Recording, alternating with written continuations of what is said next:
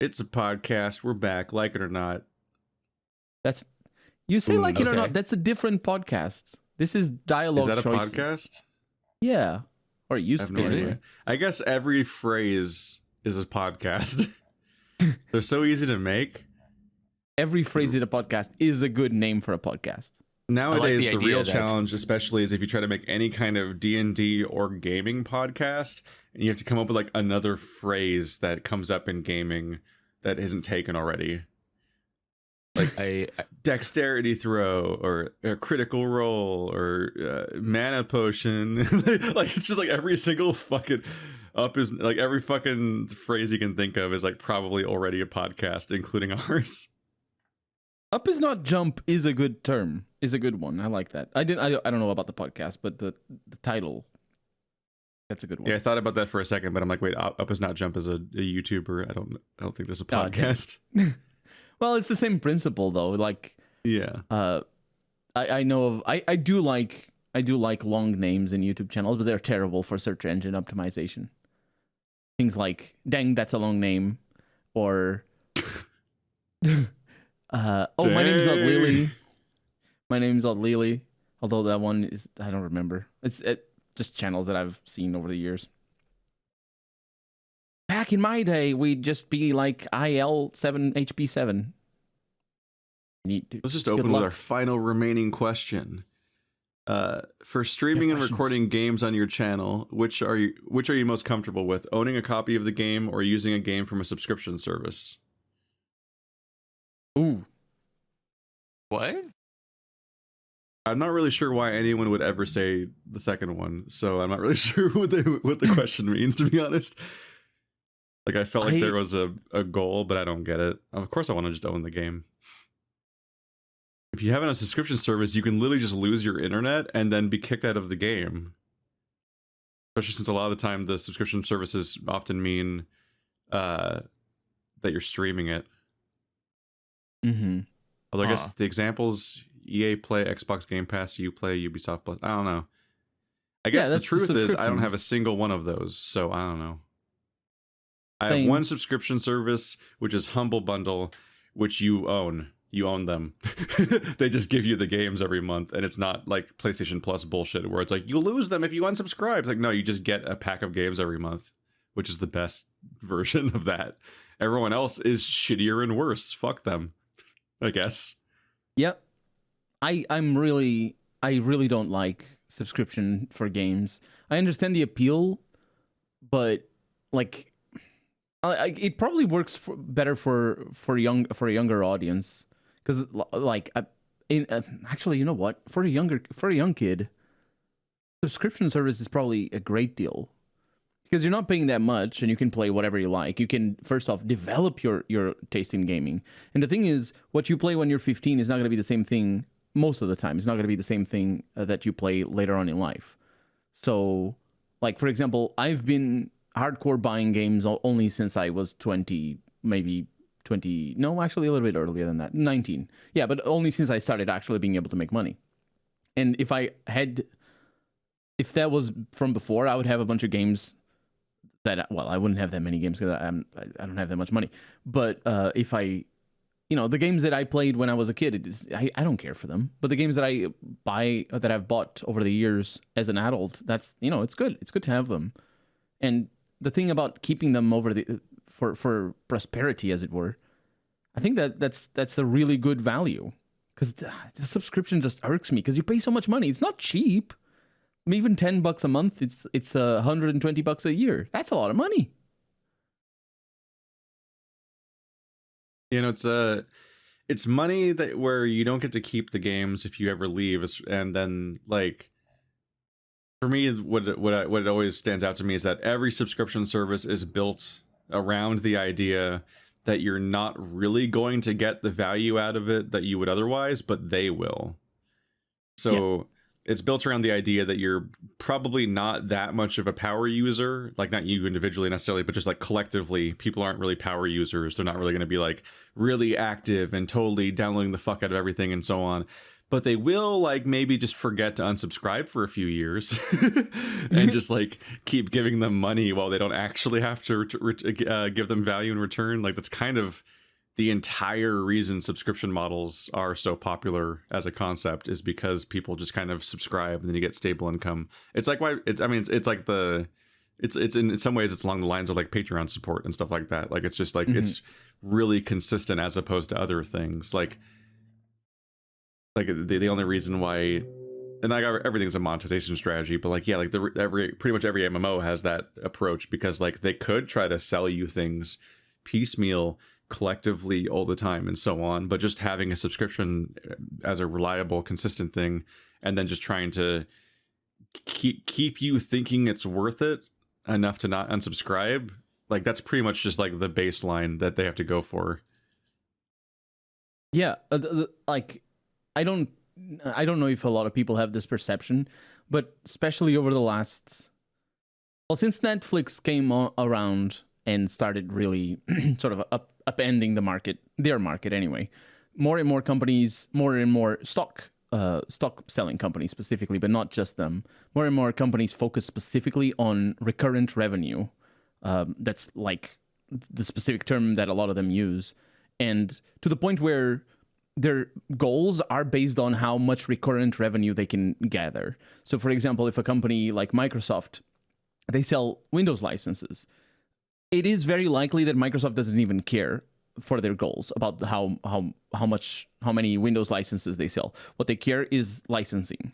Like when I say licensing, I mean what they care is that HP pays them a certain amount of millions per year to be able to sell Windows with their computers.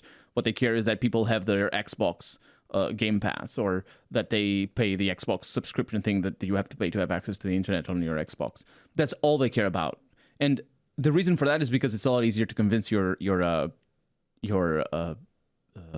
people who have your stocks. What is it called? I keep forgetting that particular term. Stakeholders. Anyway, yeah, stakeholders is the correct term. But it's a lot easier to convince them that you're going to be good and you're going to be safe, and your stock is going to keep next year or whenever. If you say, okay, this is our recurring revenue and our churn is this. The churn is the term that they use for people who stop basically paying the revenue. And they can see year over year trends and all that. And so it's very easy for them to convince the investors with that. If you just say, oh, this year we sold GTA. Yeah, GTA 5 is a good example. Imagine GTA 5 comes out and it doesn't have all the predatory microtransactions things that it has. For Rockstar, it's good. They say, oh, look, we made this game that was really well received. And the investors are like, okay, they made this game that was really well received. I don't know why it was well received. I don't know what kind of game it is. I don't even play games. I don't know anything about this. Yeah, maybe they're going to make another good game that's going to be well received next year. But they see other companies be really bitten in the butt while doing that. They see things like Anthem, and they see even Electronic Arts and not BioWare, also BioWare, but Ubisoft. They see them also struggle with new games being badly received and just being cash dumps and just not going anywhere, and they feel threatened by that. But if Rockstar comes around and says, we have this much amount of people playing the game and they're paying they're paying this much amount every year or every month, and we predict this uprise, we have plans to make more people play because we're going to release this, or they have plans. That's why Rockstar is just GTA 6 right now. It's not really, but still, GTA 6 is GTA 5, I should say. It's vast majority of their portfolio in terms of money because it is recurrent. And so I think on the one hand, sure, yeah, we can look at it from the perspective of a player. And I just now thought about, as I said before, as for a kid, excuse me, for a kid, the subscription model can be pretty good. I think that if I had a kid, I would probably do that because it's probably cheaper. And also better to play. But the real reason why they're pushing that is not for usage reasons. It isn't because people benefit or because it's easier. It's because it's easier to convince their investors that I'm going to get this much money next year. Yeah, there was usually it's just a top-down request or demand from the higher levels of the company that then they just kind of have to follow through with. Yeah, but it's really toxic all around multiple industries. The recurrent revenue model is everywhere now, and it's like it's the future, as it were. It's the present already, but it's definitely always going to be that. And that's why, like, I don't know to what extent that is the reason why during the 2000s there was so much of a push for multiplayer games. It might be related to that, but at least that was a preamble in the gaming industry for that. Like everywhere else we see that. Them trying to be Windows as a service or anything as a service. It's just, yeah, that's the reason why Netflix became just one of many systems like that.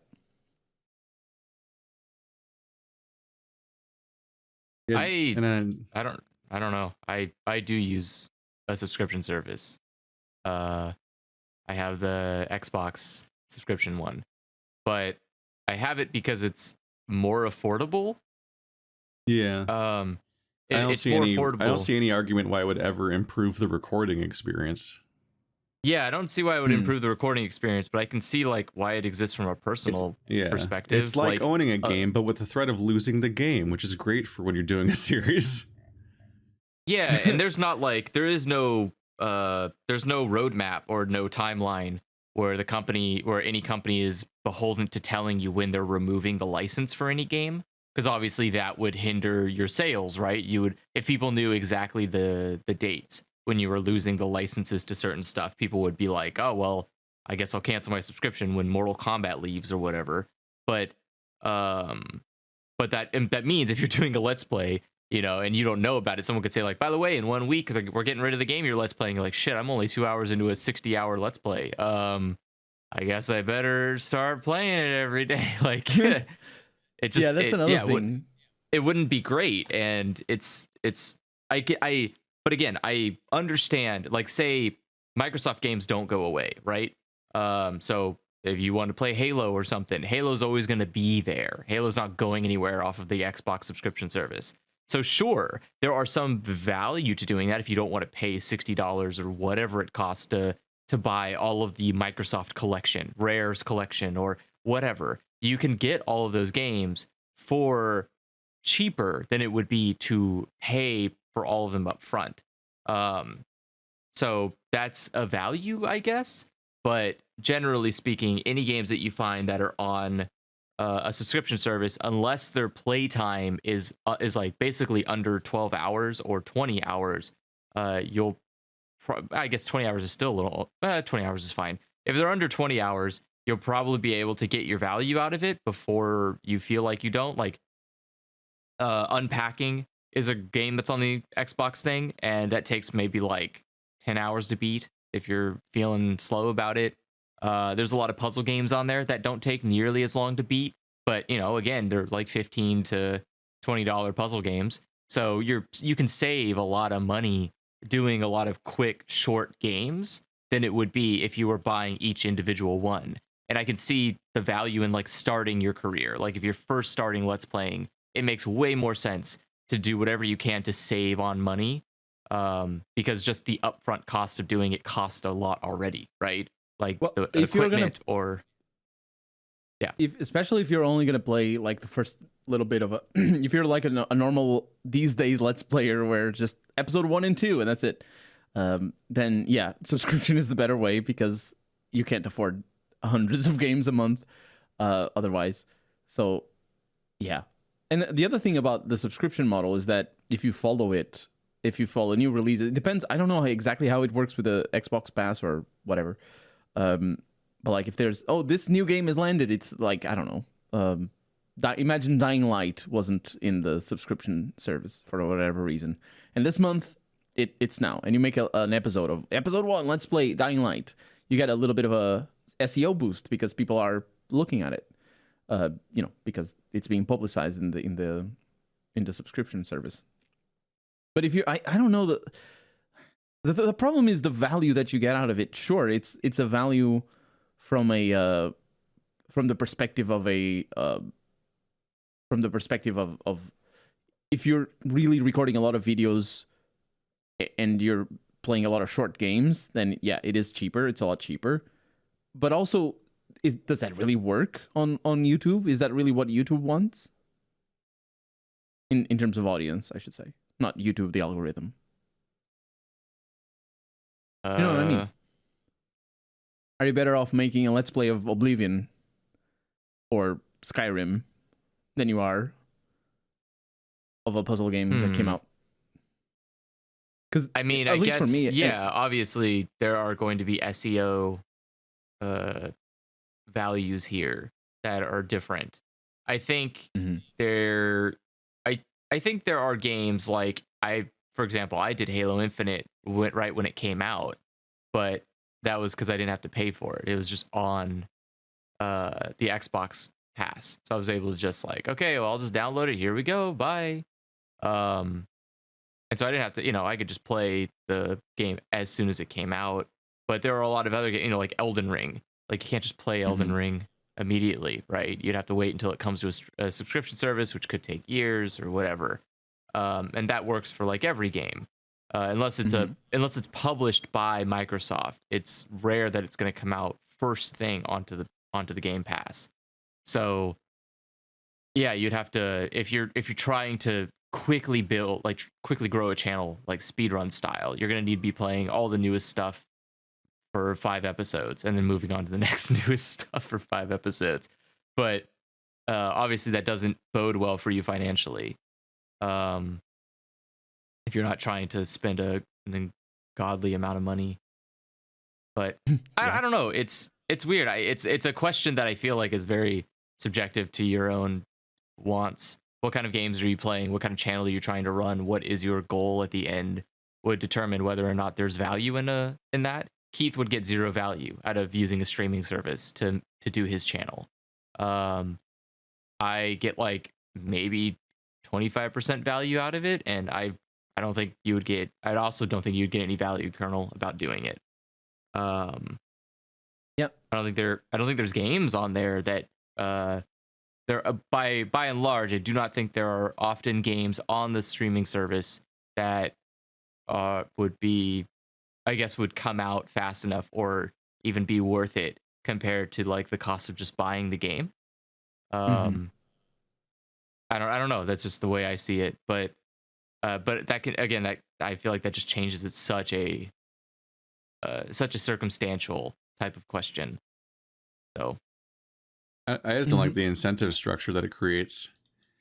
What? I guess it's just I mean, no, it's bad. I'm talking about the future.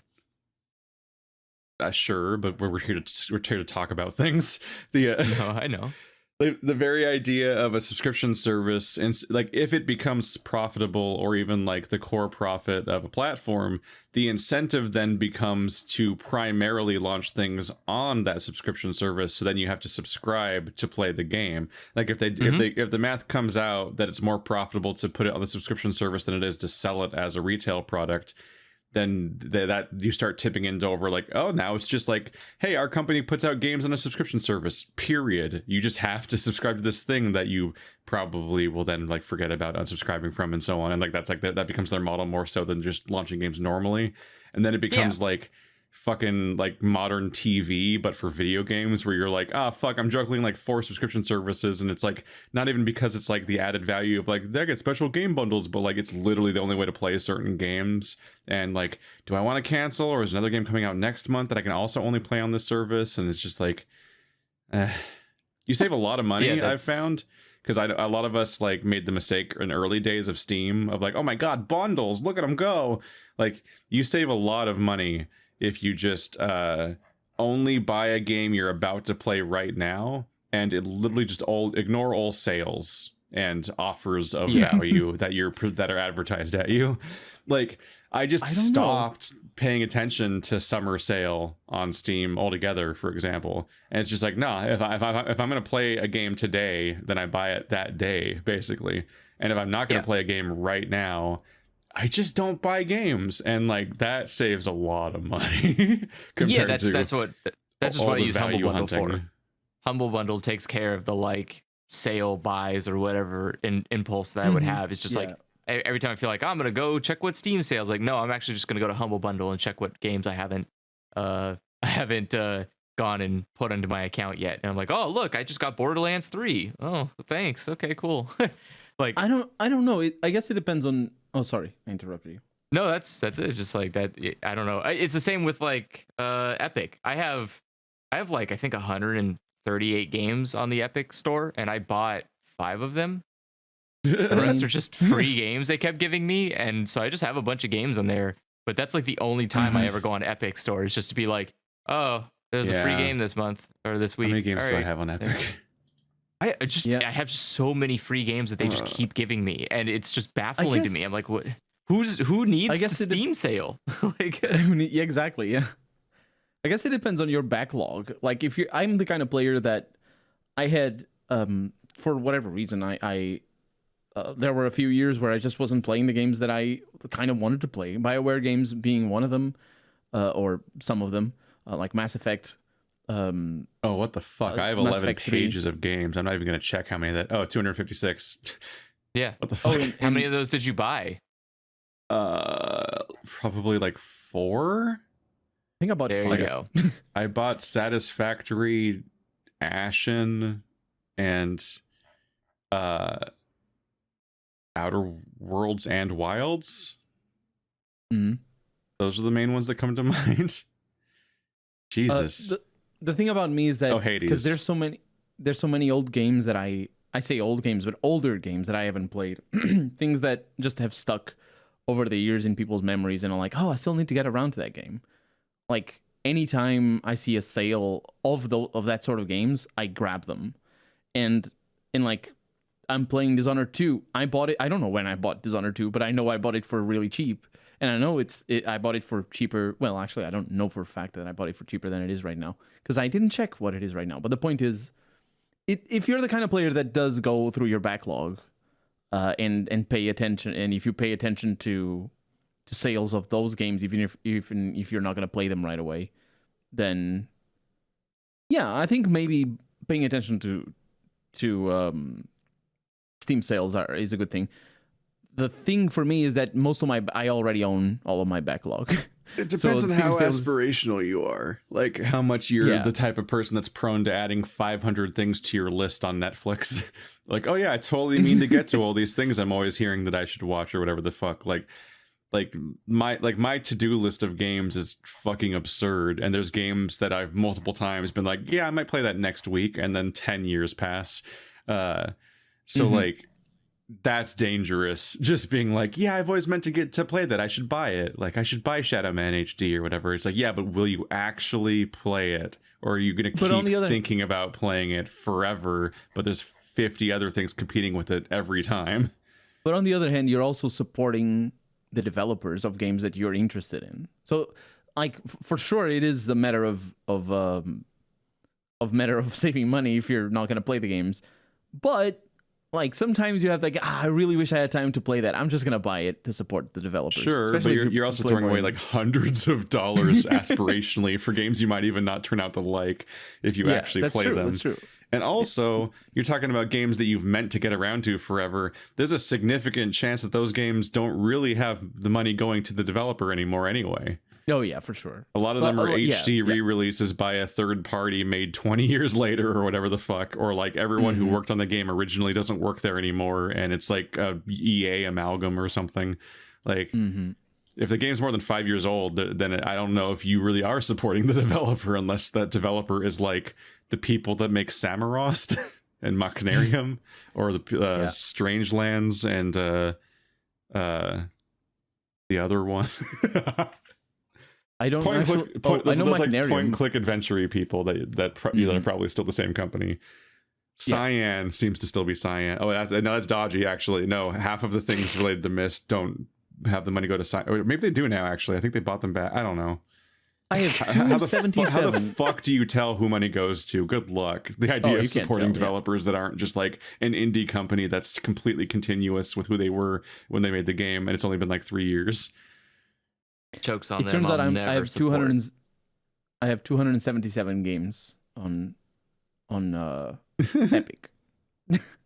It's a total crapshoot just whenever you happen to remember to maybe open it that week.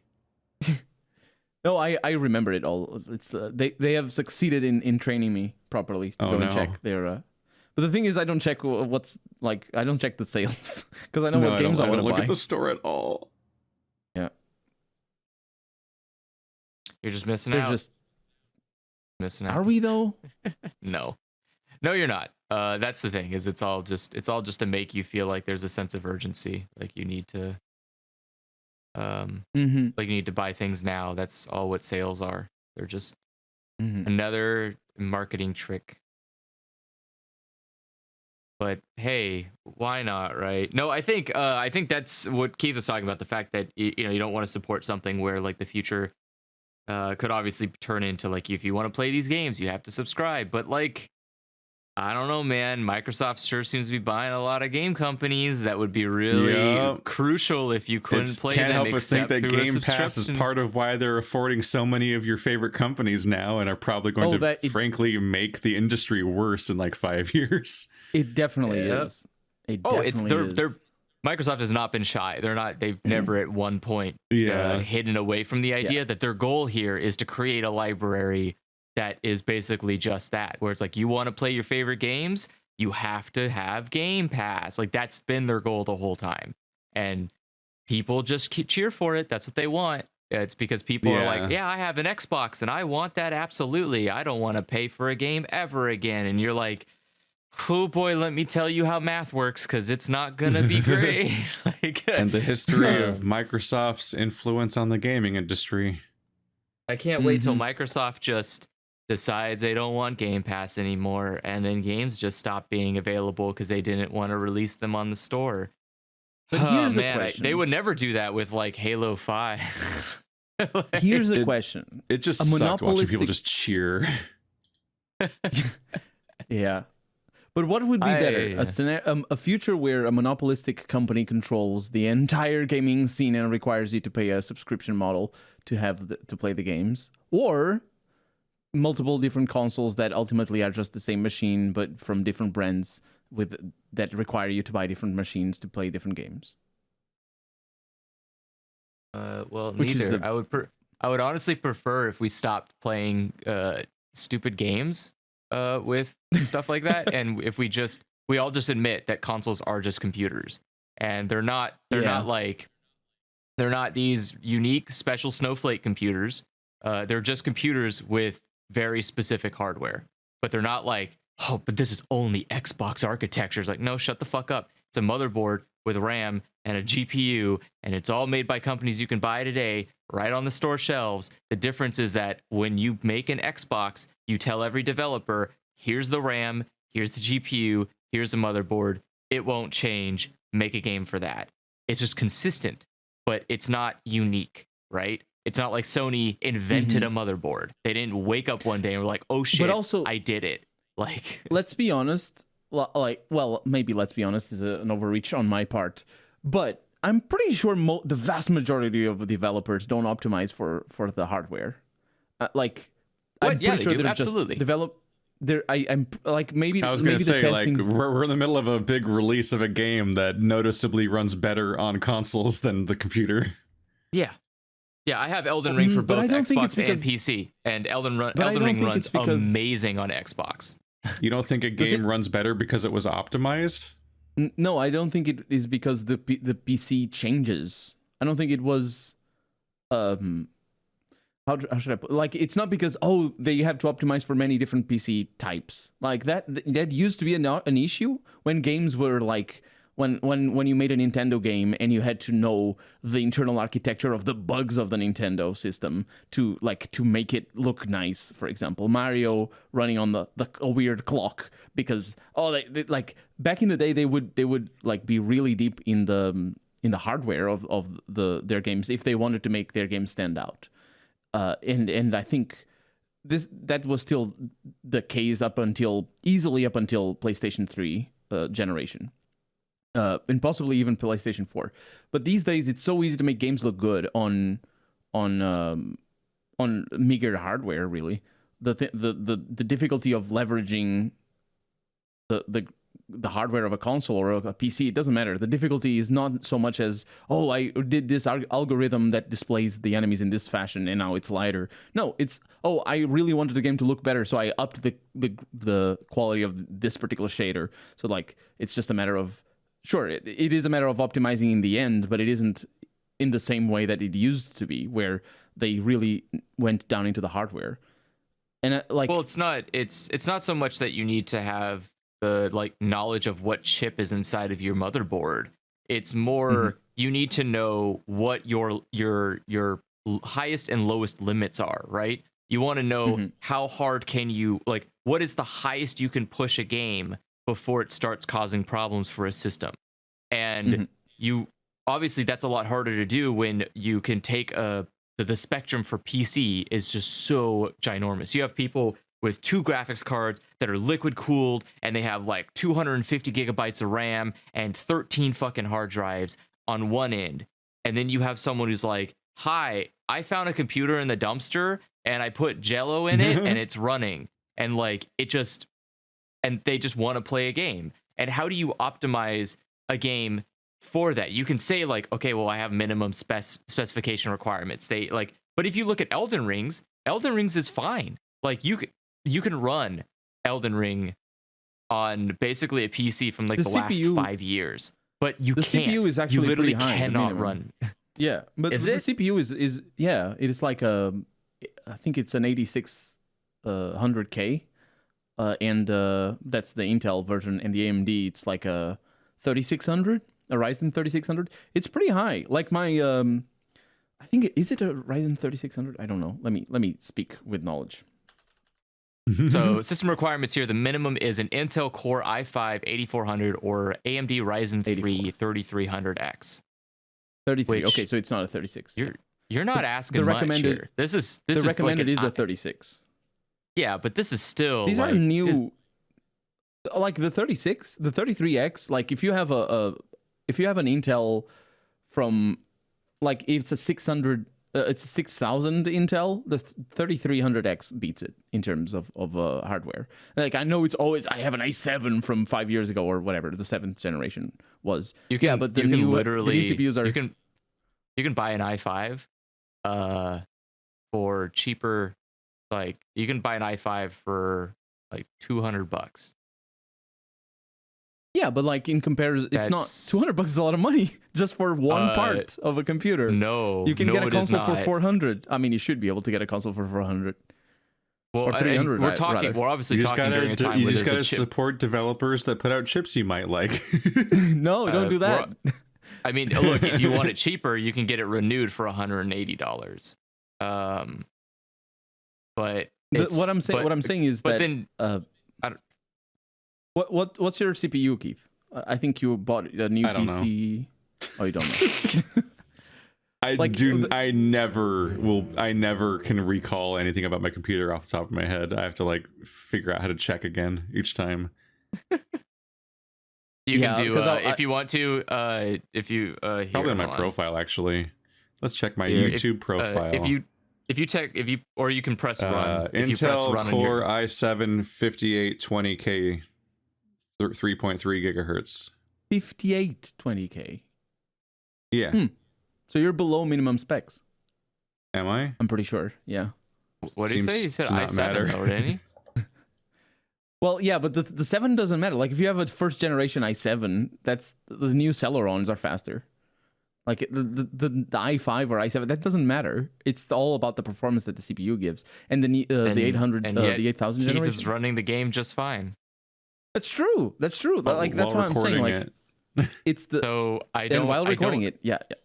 So that's what I'm saying is like I think but I have my specs are way better than Keith, and my game can't run for shit. So what the hell? I think it might have to do with you are I have an AMD Ryzen. I have a Ryzen 9 3900X. I have my graphics card's a 2080 Ti Super, and I have 48 gigabytes of RAM. And my game gets consistently lower than 30 frames a second. No, we're talking about processor, right? Yeah. Yeah, the processor. I think my profile's out of date. It's an AMD Ryzen 9 5900X 12-core processor, 3.7 gigahertz. There we go. So you have like a beast of a machine. I've got a thing to update then. Yeah, you do. Yeah, you need to update that. I was a little bit surprised, but I do know that Keith is running on lower. I've got a GTX 1070. Yeah, I know that you're running a little bit on lower graphic settings. I just run it on like high, I think. Mm-hmm. Putting anything off of maximum usually just makes the game better while not looking different. I'm running it on low and still getting frame hitches. Like I've literally put it on the lowest setting possible because this fucking company can't do PC ports. That's just how it is. But again, I play the game on an Xbox Series X in 4K and it runs just fine. No frame lags, no hitches. I could even do the stupid boss at the beginning of the game and it doesn't lag. None of those loading zone chunks. No, none of those loading zone chunks. I wonder how they fucking did that. How did they manage to make a good console port? I wonder if it's because they have a consistent architecture to work with. They know exactly what their hard limits are, and they just build according to those specifications. And then when it comes to PC, they just say like, look, I'm going to put 4 different sliders, maximum, high, medium, low. You pick the one you think is best for you. If not, fuck you. And they just wipe their hands clean. They did it. Hey, it can run on someone's computer. I do wonder if you have some issues on your computer, because I have a considerably weaker machine that is roughly the recommended settings. It's a 2700X CPU. I fixed it. Like, you know I get some frame hitches. How? I had to turn off the anti-cheat system because the anti-cheat system was actually causing performance issues, which is fine because it means I can't play in online mode ever again, but I don't want to. Which is fine. So the solution here was to turn off DRM. Again, a thing that only exists on PC because some fucking asshole decided to scam a bunch of developers into thinking that pirating games was going to ruin their industry. Yeah, so, it's technically on console, but in a very different form. That isn't like a weird video game influencing, like infiltrating spyware thing.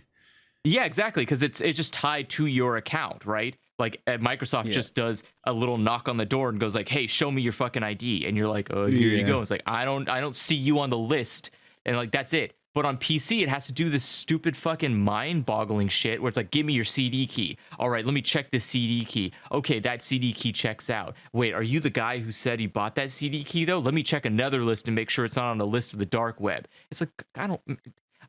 Look, man, in the time it takes you to like hassle me for this, I could probably just go steal it and play it consistently better. So why are we doing like? It's not like anti-cheat is good DRM. People have already put Elden Ring on torrent sites, right? People can torrent Elden Ring today, right now. I don't know. So it's a system that doesn't work. So why? Why does that matter? It's the companies who sell the anti-cheat that manage to scam the companies who make games. Because they pay a lot of money for that shit. But again, whenever you see developers being like, "Oh no, the anti-cheat works really well," part of that is them being like, "Oh no, we spent a lot of money and we really hope we spent it well." That's what they're saying. How do you quantify that? And how does anyone else confirm it? It's very weird.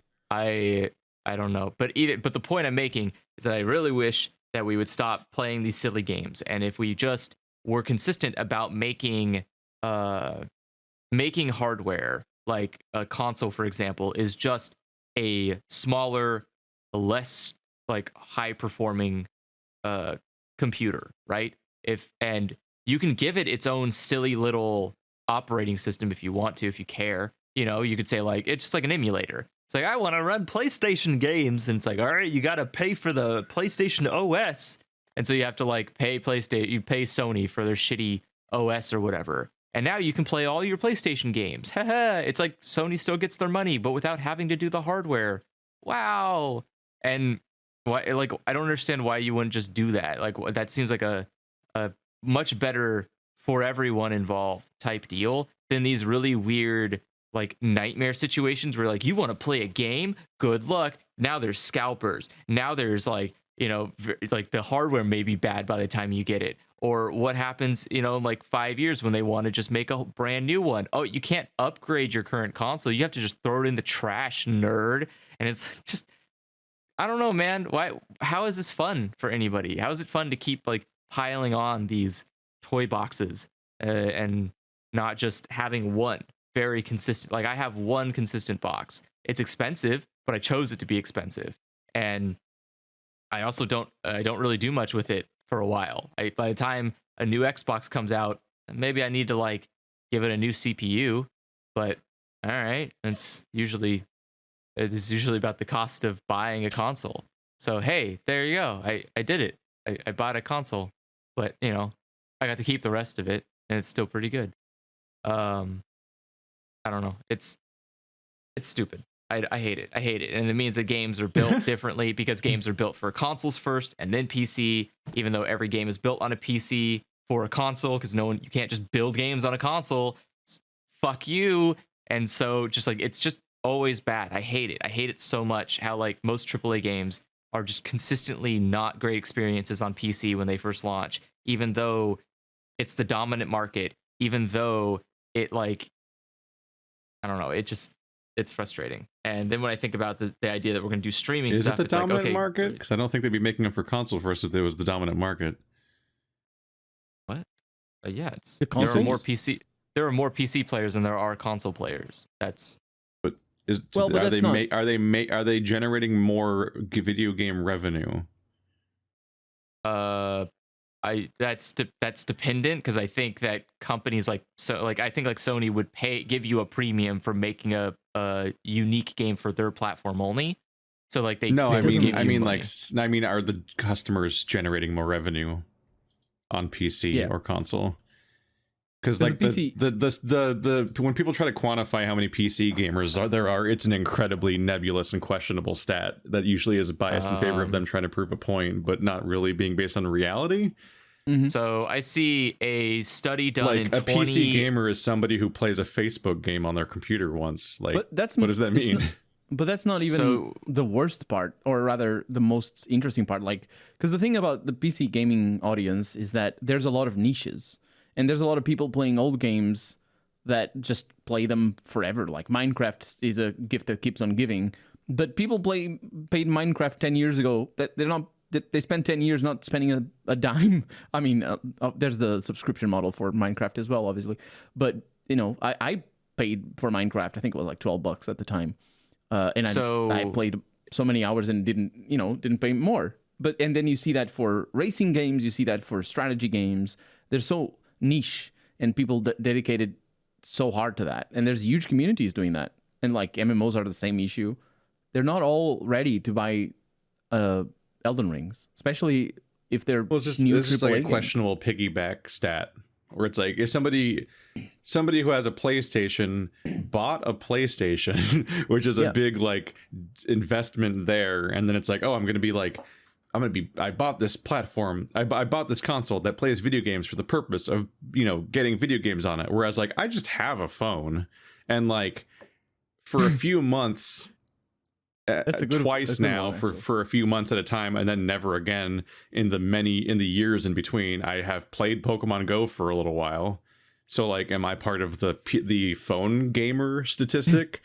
In the last 8 years of my life, I played one phone game for a fair bit of time, for some bursts of time, but mostly not. Like the PC game, like people just have PCs, so it's often a cheap piggyback stat to try to say that there's more PC gamers, when I don't know, man. It seems like they'd make games for PC first if that was the dominant market financially. So PC has been the dominant financial market since 2013. It has consistently generated more revenue. It has consistently generated the second most amount of revenue for gaming developers in the world. The winners are obviously mobile. Mobile makes the most amount of money compared to any other platform. But it's spread among a much bigger audience, though. Not audience, a much bigger amount of games. There are so many more PC games than there are console games. So Sure. But that's because you have an indie scene that really compensates for this, that consoles have kind of left behind because publishers and whatever. But yeah, it looks like PC has just and so the one I'm looking at is like Bloomberg did a report and in 2019 and found that PC is still 25% more profitable than consoles are, just consistently. To whom? But profitable to whom? To developers. So to any one developer, game, it's less profitable, right? Because there's more developers on PC, so it's less profitable to develop for PC. Do you know what I mean? Can you link it or something? Because I'm having to guess what you mean by most of this. Right. Yeah. Do you have a Bloomberg account? No. No. Okay. Bloomberg. I'm just like, I don't. There's so much nebulousness to trying to guess what all these words mean in this case. Let me try to find a. But even if the numbers hold up, which they probably do, I don't have any reason to believe they don't. And your interpretation of the numbers, it's still less profitable. Like, sure, it's a bigger pool, but there's so many more people in the pool. And I say people. Well, there's just a lot of questions to ask. Like, is it PC game versus all consoles combined, or are all consoles counted as separate platforms? Well, PC and is PC being counted as one platform or several platforms? Because it's technically a lot of platforms all at once. But also, like, we're talking about AAA developers and their interests. So, are we only talking about the money made by AAA developers on each platform, or are we talking about all of indie combined, like every free-to-play game and every indie game and Minecraft and all that combined with the AAA stuff? Because, like, that does skew things advantageously towards PC in favor if you're trying to make a specific argument, but it doesn't actually necessarily point towards what the incentive is for AAA developers to prioritize one platform or the other. Because AAA developers don't care how much money Stardew makes on PC versus console. Yeah. That's related to the kind of PCs that people have. Like, I see so many people comment, more so on your videos, Keith, than on mine, because I don't get many comments. But I see so many people being like, "Oh, I really wish I could play this game." Like, you play any AAA game that's recent or whatever, and they're like, or maybe not even AAA that's recent, but just a more demanding game, and they're like, "I wish I could play this, but my PC is from 2009," and they're still they play games on their PC. That's just, you know, older games or 2D games or whatever, and they can have lots of fun. Like, I'm planning on getting a Steam Deck exclusively to play like older style games and 2D games, stuff like that. I don't need AAA to have fun. Like, I every once in a while there's going to be a AAA like Elden Rings. No, are they AAA now?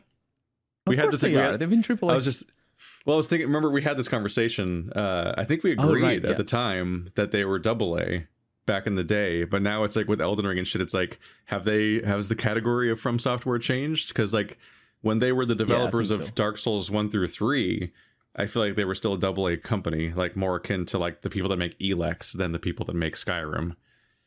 But now I don't know. I think even their sales reflected that. I don't know how specific the thresholds are either. There's a paywall bypass for the Bloomberg article, so thank you.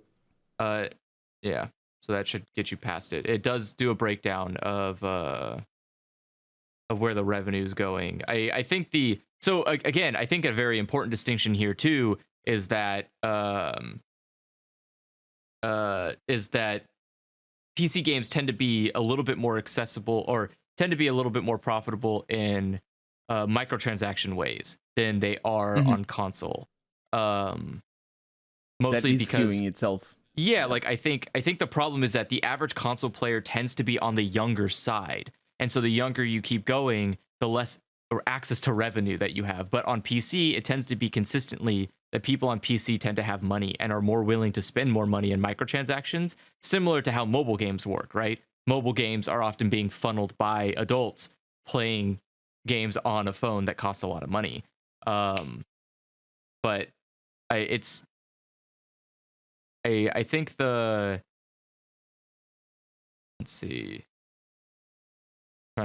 It's the Blizzard dude going, "Don't you have a phone about Diablo Infinite or whatever it's called?" Yeah, I think I think what's important is just access and who has that access, because obviously you want to hit every company, no matter who they are, wants to hit the pinnacle of like you want the maximum amount of people willing to buy a thing that you're selling. So where are you most likely going to get all those sales? But then secondly, you want to figure out, well, how expensive is it going to be to focus on one particular thing, right? So From Software, for example, they started out with consoles, and they just probably have a very robust console team, like people that are just really good at making console games, and trying to shift gears to like hiring a bunch of people who are really good at making PC games probably isn't as advantageous for them as it would be to just continue doing what they're doing, because they're making enough money to survive just fine. It looks like. I don't think they're struggling at any point to keep making games.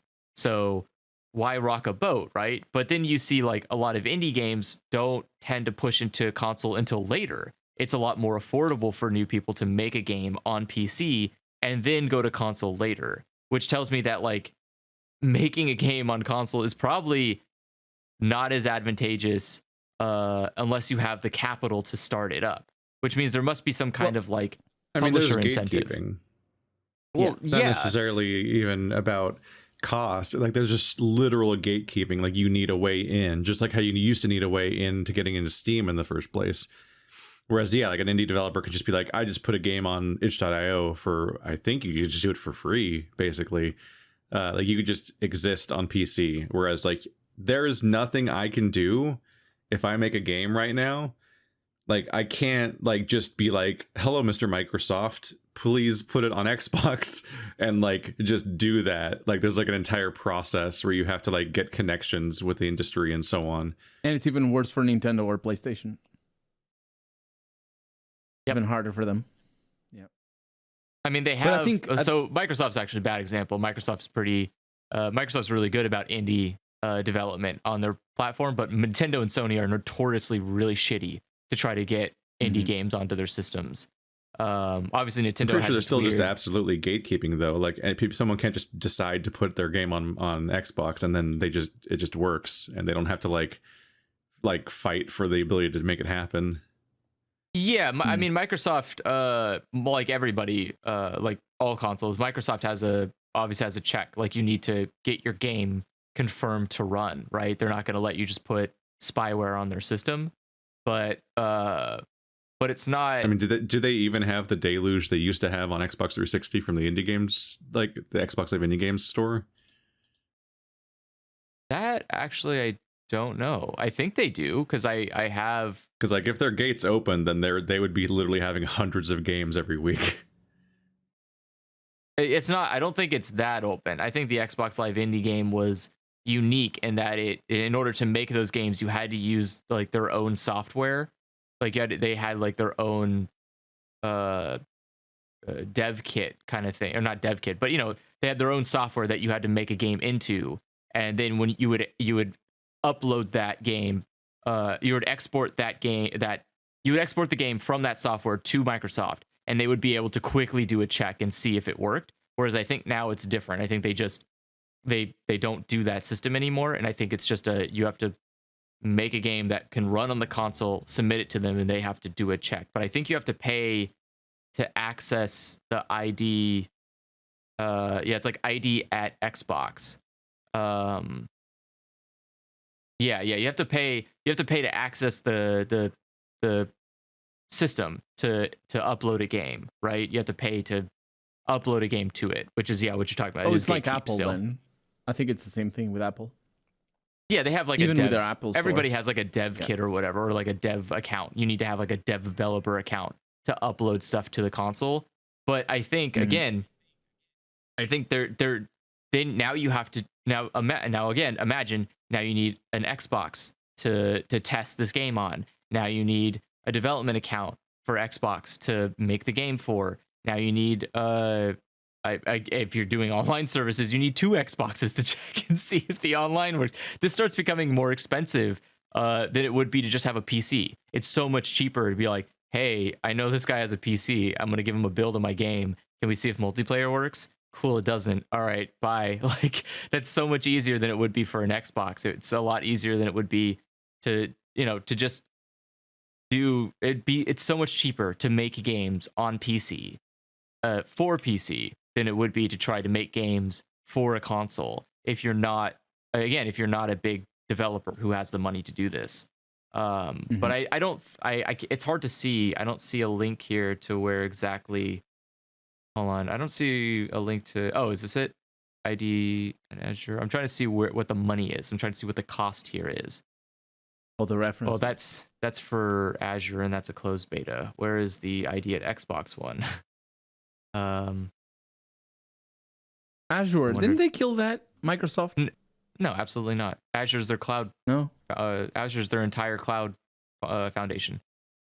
So let's see. They killed it and made it the other one. What does it cost to register for ID? They have so Xbox? many services. It doesn't look like, I don't see it costing anything. It looks like you just have to wait till they approve you. So speaking of Microsoft and services, yeah, Office 365 or whatever it's called. It's a good example of what I was talking about before. They just love that. They just love the services. Everything as a service. Oh, you do need a, okay, so here is the barrier to entry. You need a registered studio.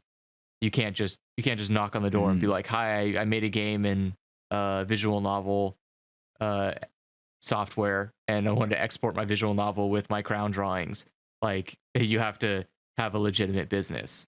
So that's the gatekeeping, is that it can't just be, it's not just for any Joe Blow to make a pencil drawing video game that runs.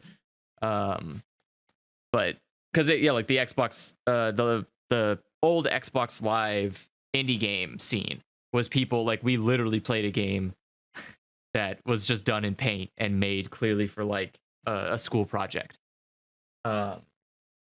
And I don't think you can be getting those into Xbox now.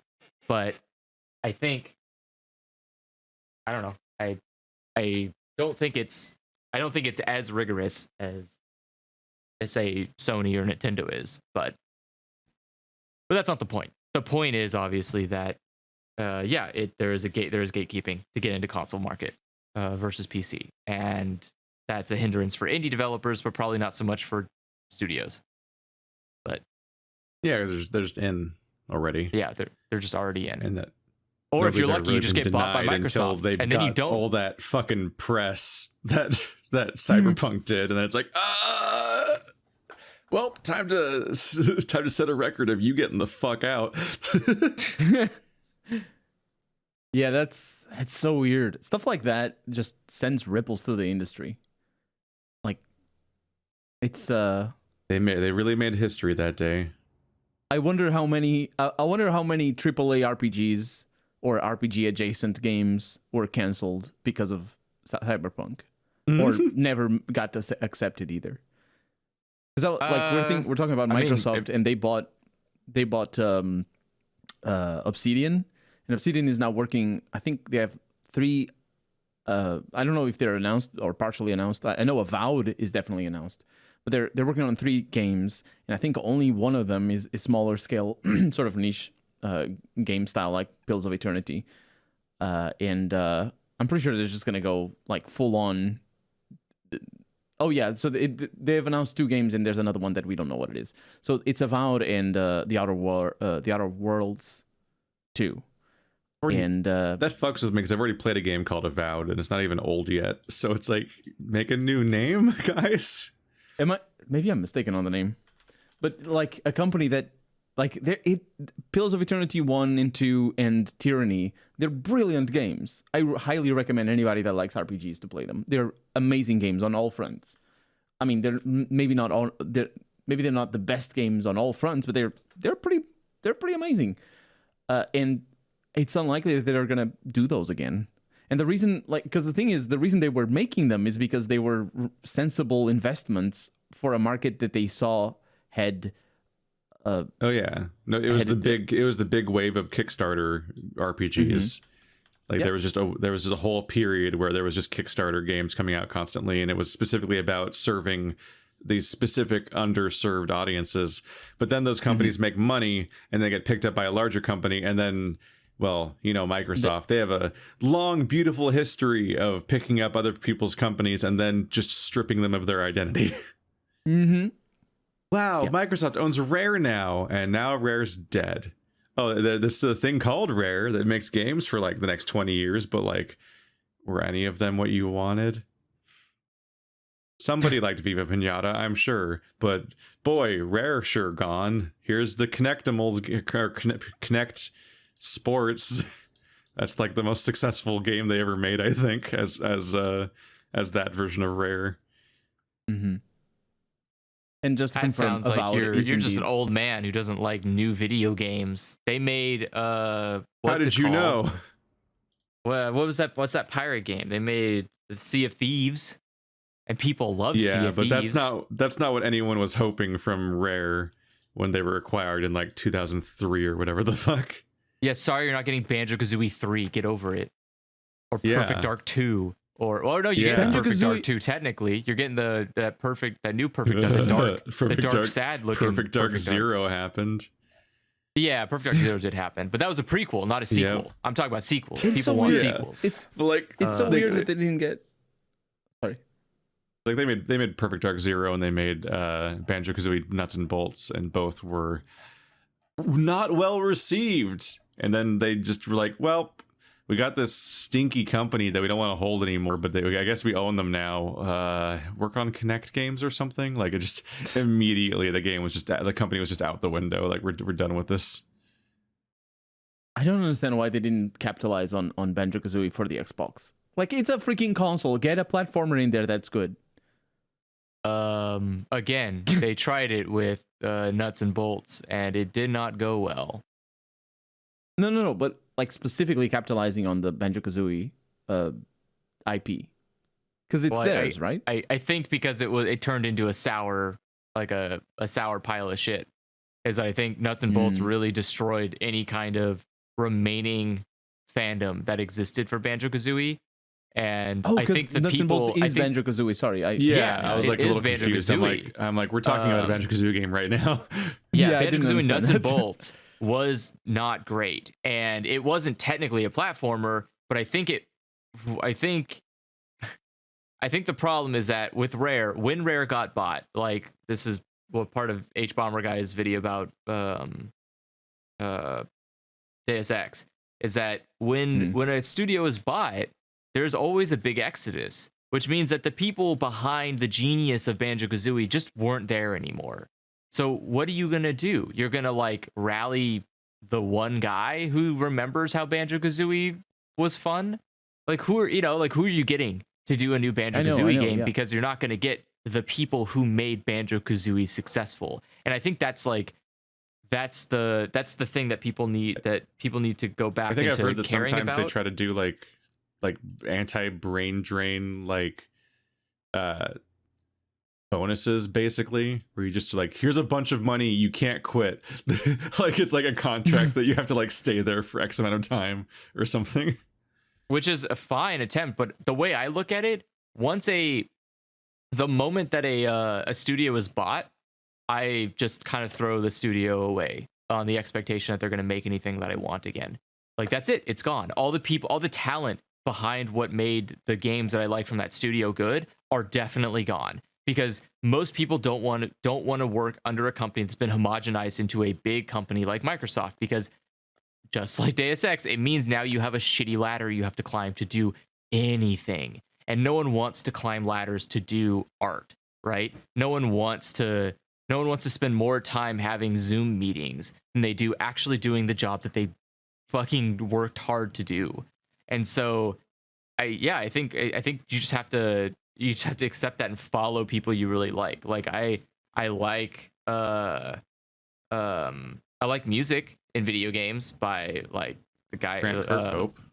Grant Kirkhope makes really great upbeat music. Or what is this, McDonald, who made the Halo music. Like there are good composers, but I don't expect I just follow them instead. Or it's just like anime, where if you like an anime, it's not the studio, it's the director, it's the art director. Like you have to follow the people. The people are what make the content you like, not the company. The company just shows up and takes money and throws it at someone's face really hard and goes, keep doing that until I stop. Slap.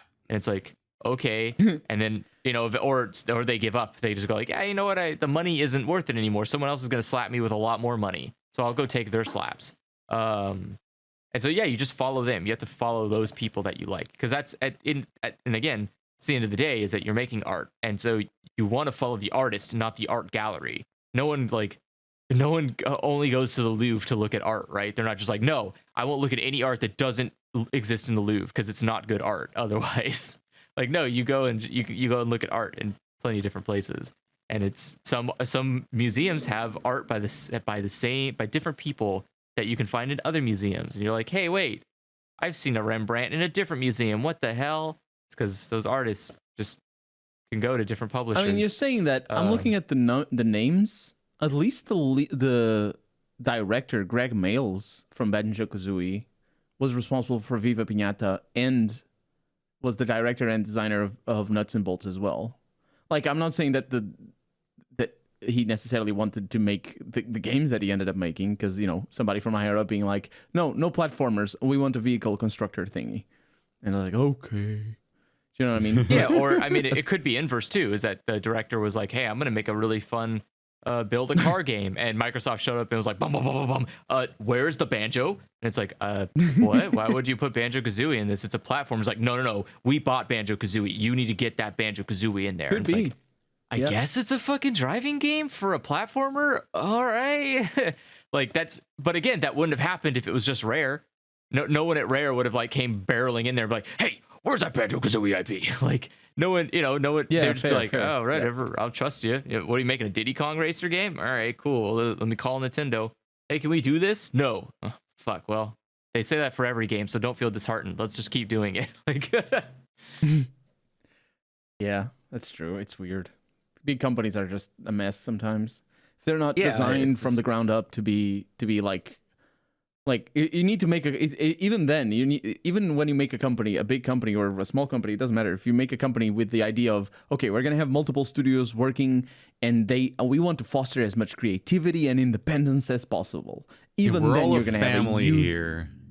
But even then you're going to have a huge challenge. It's going to be super difficult to not fall into the same pitfalls that every other company falls of the whole thing about having to go up the ladder to get a Final Fantasy 24 poster or whatever. Still watching the same videos today. Yeah. What do you mean today? This week and last week? Just we're talking about. I mean, yeah. It's a good video. But that's the thing, though, is it just video games are they're fun on the outside and really miserable on the inside. The moment you open up the game case and you start looking inside of that game a little bit more than what's on the surface, you start just seeing really unpleasant things, and you just have to kind of accept that. Is that when you like a game really, really, really much, that's it. You just have to accept that might just be it. That might be the only time you get the thing you really, really, really like. I didn't like Banjo-Kazooie 2, and there's just never been a good Banjo-Kazooie game since. So that's on me, I guess. I just have to love one game for the rest of my life. And I just know there'll never be a better Banjo-Kazooie. There'll never be another Banjo-Kazooie game, right? That won't ever happen. But I just have to, that's fine. That's okay, because now I can just look forward to the next one. I liked A Hat in Time. It wasn't as good as Banjo-Kazooie, but I liked it. I don't know. There's other platformers I probably liked. I liked Ori. I think Ori is fun. I liked I think that not being as good as old games is a tricky thing to resolve, because you're basing it. I don't remember ever finding a new game where I was like, this is better, like on a gut level, like this is better than everything I've played so far. I always find ways to be like, oh, this isn't as good, or this could be different. Really? That's absolutely not true. You said that about playing Fallout New Vegas after playing Fallout 3. Yeah. But not on a gut level. But that's true. That's and I'm seeing that about Elden Ring, honestly, but not on a gut level. Like I can have the most, like, the thing is, I can't compare the amount of fun I'm having with a game today with the amount of fun I had a year ago, because you don't remember things like that. And also, fun is dependent on a whole lot of other stuff, not just the game you're playing. You can have the most fun with the crappiest game ever. It's not about that. But the gut instinct is always going to be the grass is greener on the other side, and you're going to look at your old stuff as your formative gaming experiences, and you're always going to be comparing it up rather than down. It just is a nature. That's just how we think. But on the other side, the thing is, I think for me anyway, I really need to be more brainy about the new games that I play to come to conclusions. Like, for example, Pillars of Eternity 2 is not as good as Pillars of Eternity 1. But on a gut level, I enjoy playing Pillars of Eternity 2 better. Like, for example, Elden Rings. I'm having fun with it, but honestly, I think the most fun I've ever had with a Souls game was with Dark Souls 1, the first time I played it. And I don't think I'm ever going to get that again. Because that's it. That happened to me. It's the first time I played Dark Souls 1, the first and you like lose 10 it to forever. 15 hours. Just the on-ramping experience. Yeah, that's it. Okay, I'm okay with that naturally, but that's kind of the appeal of the fact that they're making new IP is instead of just making more Dark Souls games is the fact that you have the new like Bloodborne experience and the new Sekiro experience instead of Dark Souls 4. Yeah, but at the same, that's true. But at the same, I think Elden Rings is just Dark Souls 4. Like, in some ways, it has different names, but I'm like treating it as Dark Souls 4, and it fits completely. It doesn't grind its gears in that regard. But I need to access like a part of my brain to be like, okay, this new game that I'm playing is actually better.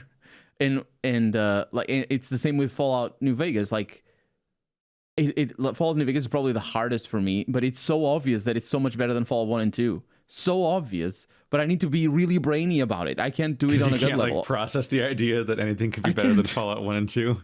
Yeah, I can't. I go back to Fallout 1 and 2 and it's the best thing. Like I play those games and it's, oh man, this is great. This is so great. And I just then we do a podcast where I just talk shit about Fallout 1 and 2 or Fallout 1 for like 3 hours straight, and you're like, I agree with all of these things. Yeah, exactly. It's just and I think especially for games from a like Banjo-Kazooie is Nintendo 64 or is it GameCube? It's just for the N64. It's on the Xbox technically as well, because when Rare got bought, they put it on the Xbox. But yeah. So yeah, especially for those games, when was the last time you played it? When I played the Rare games? Yeah, no, Banjo-Kazooie specifically. I'm using it as an example because it's difficult to compare, right? Because you remember your time playing it, and you remember it might have been like a decade ago. I think I remember specific. I went back and because like I bounced off it as a kid because it was too scary. But as a, I think I 100%. I 100% completed Banjo-Kazooie 1 in like high school, I think, or college. So it's about a decade now. Clanker's Cavern fucks you up if you're not cool with sharks, and there's already a scary shark before that too. Oh right, I forget your water thing. Okay, yeah, there's already a shark that chases you, and that sucks. But then Clanker's Cavern is just this fucking gargantuan mega nightmare shark, so I didn't even want to like start that level as a kid. But then growing up, it's like the true fear is the water, is the swimming controls. I was scared of Tomb Raider 1. I remember disabling the soundtrack because I didn't want to be even more scared. Because the soundtrack plays tricks on you. I was like, no, don't do that. Shut it down. So I played the whole Tomb Raider 1. I think I'm sometimes surprisingly good at avoiding rose-tinted glasses with things where it's just like, I'll talk shit about everything I like all the time. Every Rare game has bad controls. Like it might be because they had the Nintendo 64 controller and shit, but on so many ways, almost every Rare game has just like nightmarishly aged controls. Like, yeah, of course, yeah, like Banjo-Kazooie and Jet Force Gemini and Perfect Dark. Holy fucking shit, people played those like that. What? I'll play like an updated port that tries to improve the controls, and it'll still be like, I can't. This is literally every second of playing this game is me trying to struggle past the fact that it's so hard to control this game. Like, I'll contend that like they're like Perfect Dark and Golden. I really sucked using the C-pad to like aim, but the gun moves independently from the screen. Yeah, no, and I'm agreeing here. You that sucks. turn But by dragging your reticle like you're moving the screen of an RTS with your mouse. That's how you turn in those shooters. You have to like you edge scroll with your gun. It's rough. It was rough, but I don't know. What do you mean Banjo-Kazooie had bad Prime controls? without the part where it's on Wiimote. Yeah. Oh, how does Banjo-Kazooie have bad? It has perfectly fine controls for a platformer. What's wrong with swimming? There's a lot that's good about Banjo-Kazooie when you're on the ground, but once you're flying or swimming, oh fuck. Oh no. Really? Dear God. I mean, you fucking you're have it burned into your brain at this point, so you'll never feel the controls ever again, but they're a nightmare. I just not as bad as Jet Force Gemini and Perfect Dark, but they're not amazing. Every game they made on the 64 has aged like a nightmare control wise. Holy shit, Jet Force Gemini was an experience to play through. To do a series on. The polishing There's of controls so much that aged poorly about that game. Yeah, the polishing of controls in gaming in general is just very... I think it's more prominent in console games because the controllers also evolve themselves, and so they get more features, and it's the whole thing. But yeah, it's just I agree with you that that's something that that's difficult to remember. Like, you remember playing a game with 10 controls like Resident Evil 1, and you're like, oh yeah, I just played Resident Evil, no problem. And then you compare it to Resident Evil 4 or whatever that doesn't have 10 controls, I don't think. And you, in your mind, if you don't remember, you can't. I don't think even if you remember that it had 10 controls, how can you compare control schemes in games of different eras if you don't play them side by side, right? It's but Andrew, you pretty much have to just go back. Yeah, Andrew has played Banjo-Kazooie in 4 years ago. Yep. Before I played it in 2018, and I 100%ed it, and I had 0 issues. Oh, that's right. You made a series about it, didn't you? Yep, I have a series for it. But it doesn't. I still love it. It's still great. I think I know that there are flaws in Banjo-Kazooie. I do not think it's the best game ever made. It's my favorite game, absolutely. It's the game that basically told me, yeah, this is it, Andrew. You are great at platformers. I was like, okay, thanks. Good to know. That's just my calling. But this is my life now. Yeah, this is my life now. Nobody touched me. But there's a unique blend. So Banjo-Kazooie set what I think is the commandments for making a platformer, and one of those big commandments is it needs to be fun. Not just mechanically, but visually, aesthetically. It needs to be fun. Banjo-Kazooie is fun to look at. It is just silly and cartoonish, but in the right way. Not fucking child Cartoon Network style, or not Cartoon Network, but you know what I mean? Not Disney Kids style where you're oh, everything's just very softly rounded. It's that perfect blend of very softly rounded. Well, I'm sorry to tell you, but that might be a little too baby level. You need to have things a little bit sharp sometimes. And children learn by fear, all right? Not terror, but fear. And so you have to instill in them some level of fear. But it has that it is, no matter what you look at in Banjo-Kazooie, it's fun. There's fun stuff to look. Keith might be scared of sharks, but that's his problem. Clanker is great. Clanker is such a great design. It is just, he is a metal shark, but he's bleeding. What the fuck? How is a shark that's made of metal bleed? That's so weird and gross. And it's fantastic because he looks dumb while he's doing it. You knock his teeth out to go inside of him. That's fantastic. But he also has a blowhole. But he's fuel. not. Oh my god! But I he's looked not it a up. whale. He's awful looking. Clanker is nightmare. Oh my god. Yeah, he is a nightmare to look at. Swimming. Yeah, dude, Clanker's a nightmare to look at. And you go inside of him, and it's you're basically in his guts. But it's great. It is so perfect. Those stupid eyes that follow you when you're walking on him. His stupid blowhole, even though he's a fucking his shark, introduction's not a a whale. nightmare because you swim through a tube with no context of what's going to happen, and then just your fucking entire view just opens into his massive face filling the entire screen, and he's so big, and you're like, why would I keep going forward? What the? I'm not going to go in there. What the fuck? Like, that's how he's introduced. You're like, oh my god. It's great. And the entire level's swimming, which is the worst thing you can do in a platformer. It is swimming. I agree. I think the game is a problem for many reasons, but it adds a challenge to gameplay that isn't fun, which is because we like to think that swimming is 3D, where there's more of a two-dimensionality to whenever you are walking around on the platform. But swimming is actually 4D, and because it's left and right, up and down.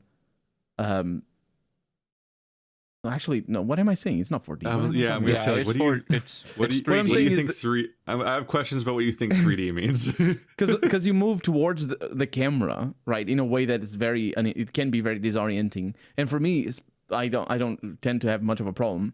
But if I remember correctly, Banjo-Kazooie does not lock your camera to the character, which makes it very frustrating because you'd have to keep trying to focus the camera, and your character starts swimming in a weird diagonal direction that you have to interpret, and you're just like, fuck, come on, man. But just think it's like in my Mario Galaxy playthrough where I got the stupid fucking flying power, and then the camera's like, I'm just gonna like do whatever, man. I'm like, no, what?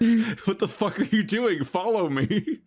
Or the swimming in Ninja Gaiden Black that you're playing right now, or Tomb Raider, the first three. Swimming in the first three Tomb Raiders was a nightmare. I think even in later Tomb Raiders was still a nightmare.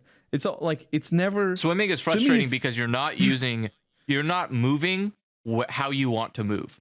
So when you're doing a platformer, you move by pushing on the joystick, and that moves you forward. But suddenly you have to move using a button and timing how much someone moves based on that button press, which is always disorienting because you're like, I pressed A, and this guy kicked 4 times instead of 3, and you're like, well, now I'm too far. Now I have to turn around and you have inertia. Press A to kick back. Like you usually keep going after you press the direction. You're like, I swear to God.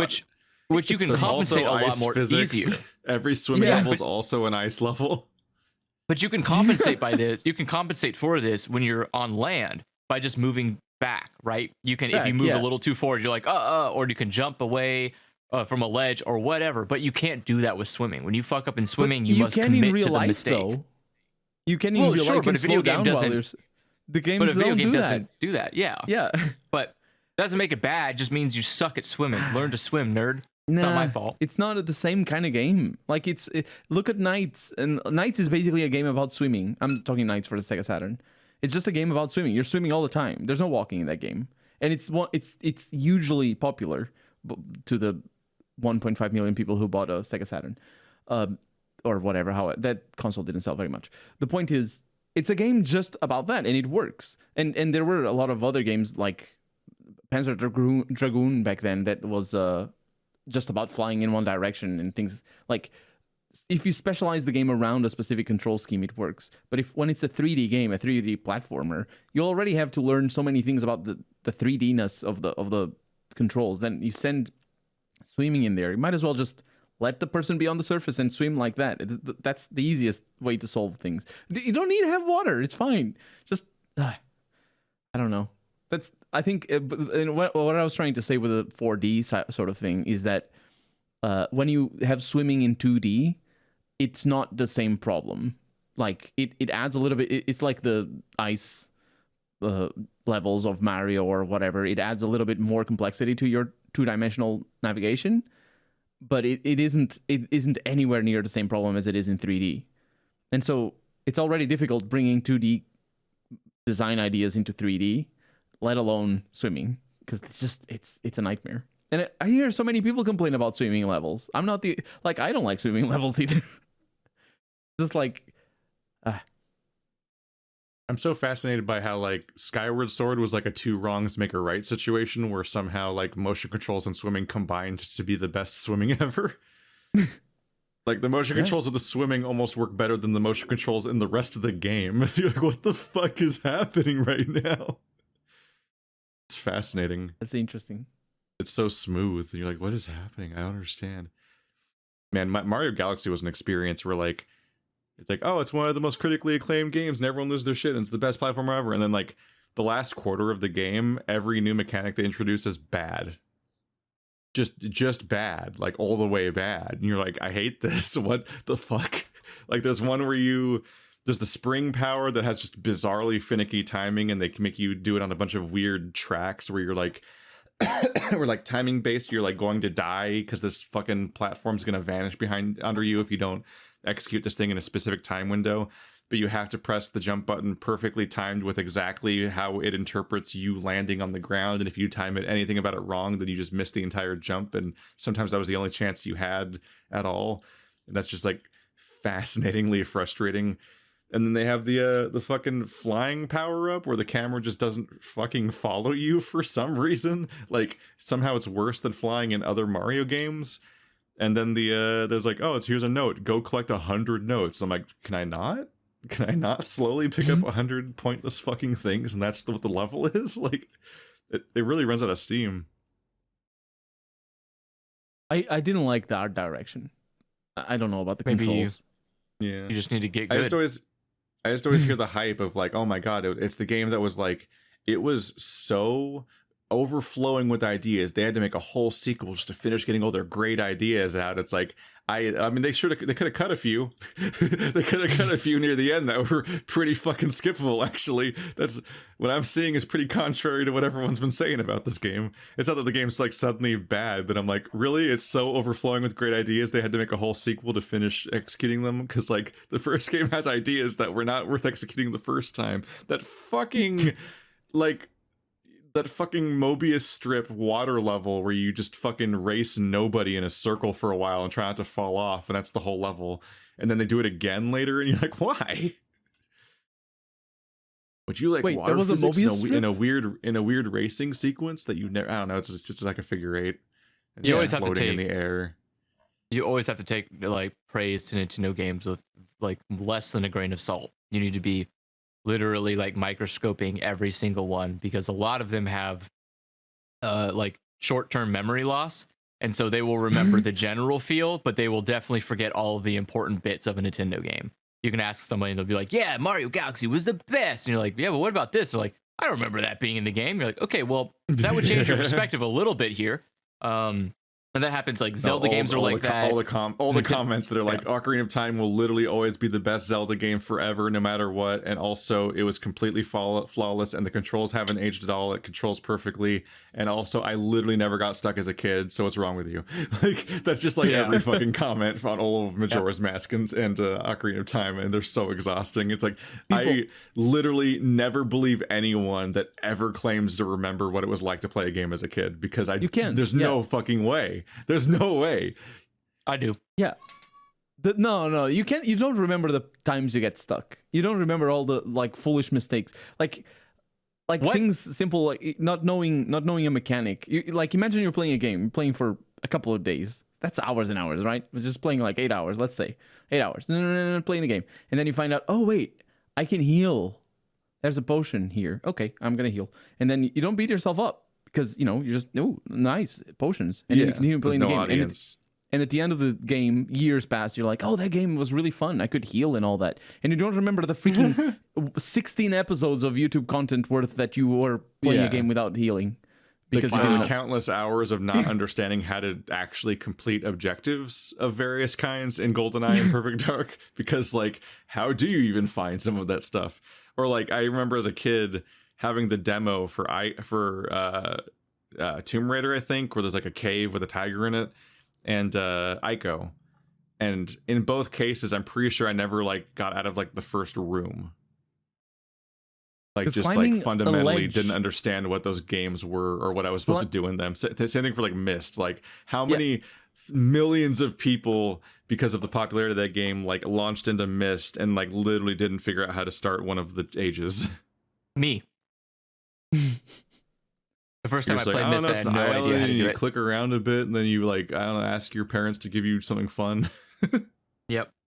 I think a lot of you sound like you need to be more critical of yourselves, because I remember all of my failures in playing video games. I never let myself forget how bad I was. I remember. I can tell you. I remember every single failure in Clock Tower. I know exactly what rooms I walked into and how I got killed. I know how far I got in that game before I quit. That was me burping and talking at the same time. I remember that was the Clock Tower guy getting me. Finally catching up after all these years.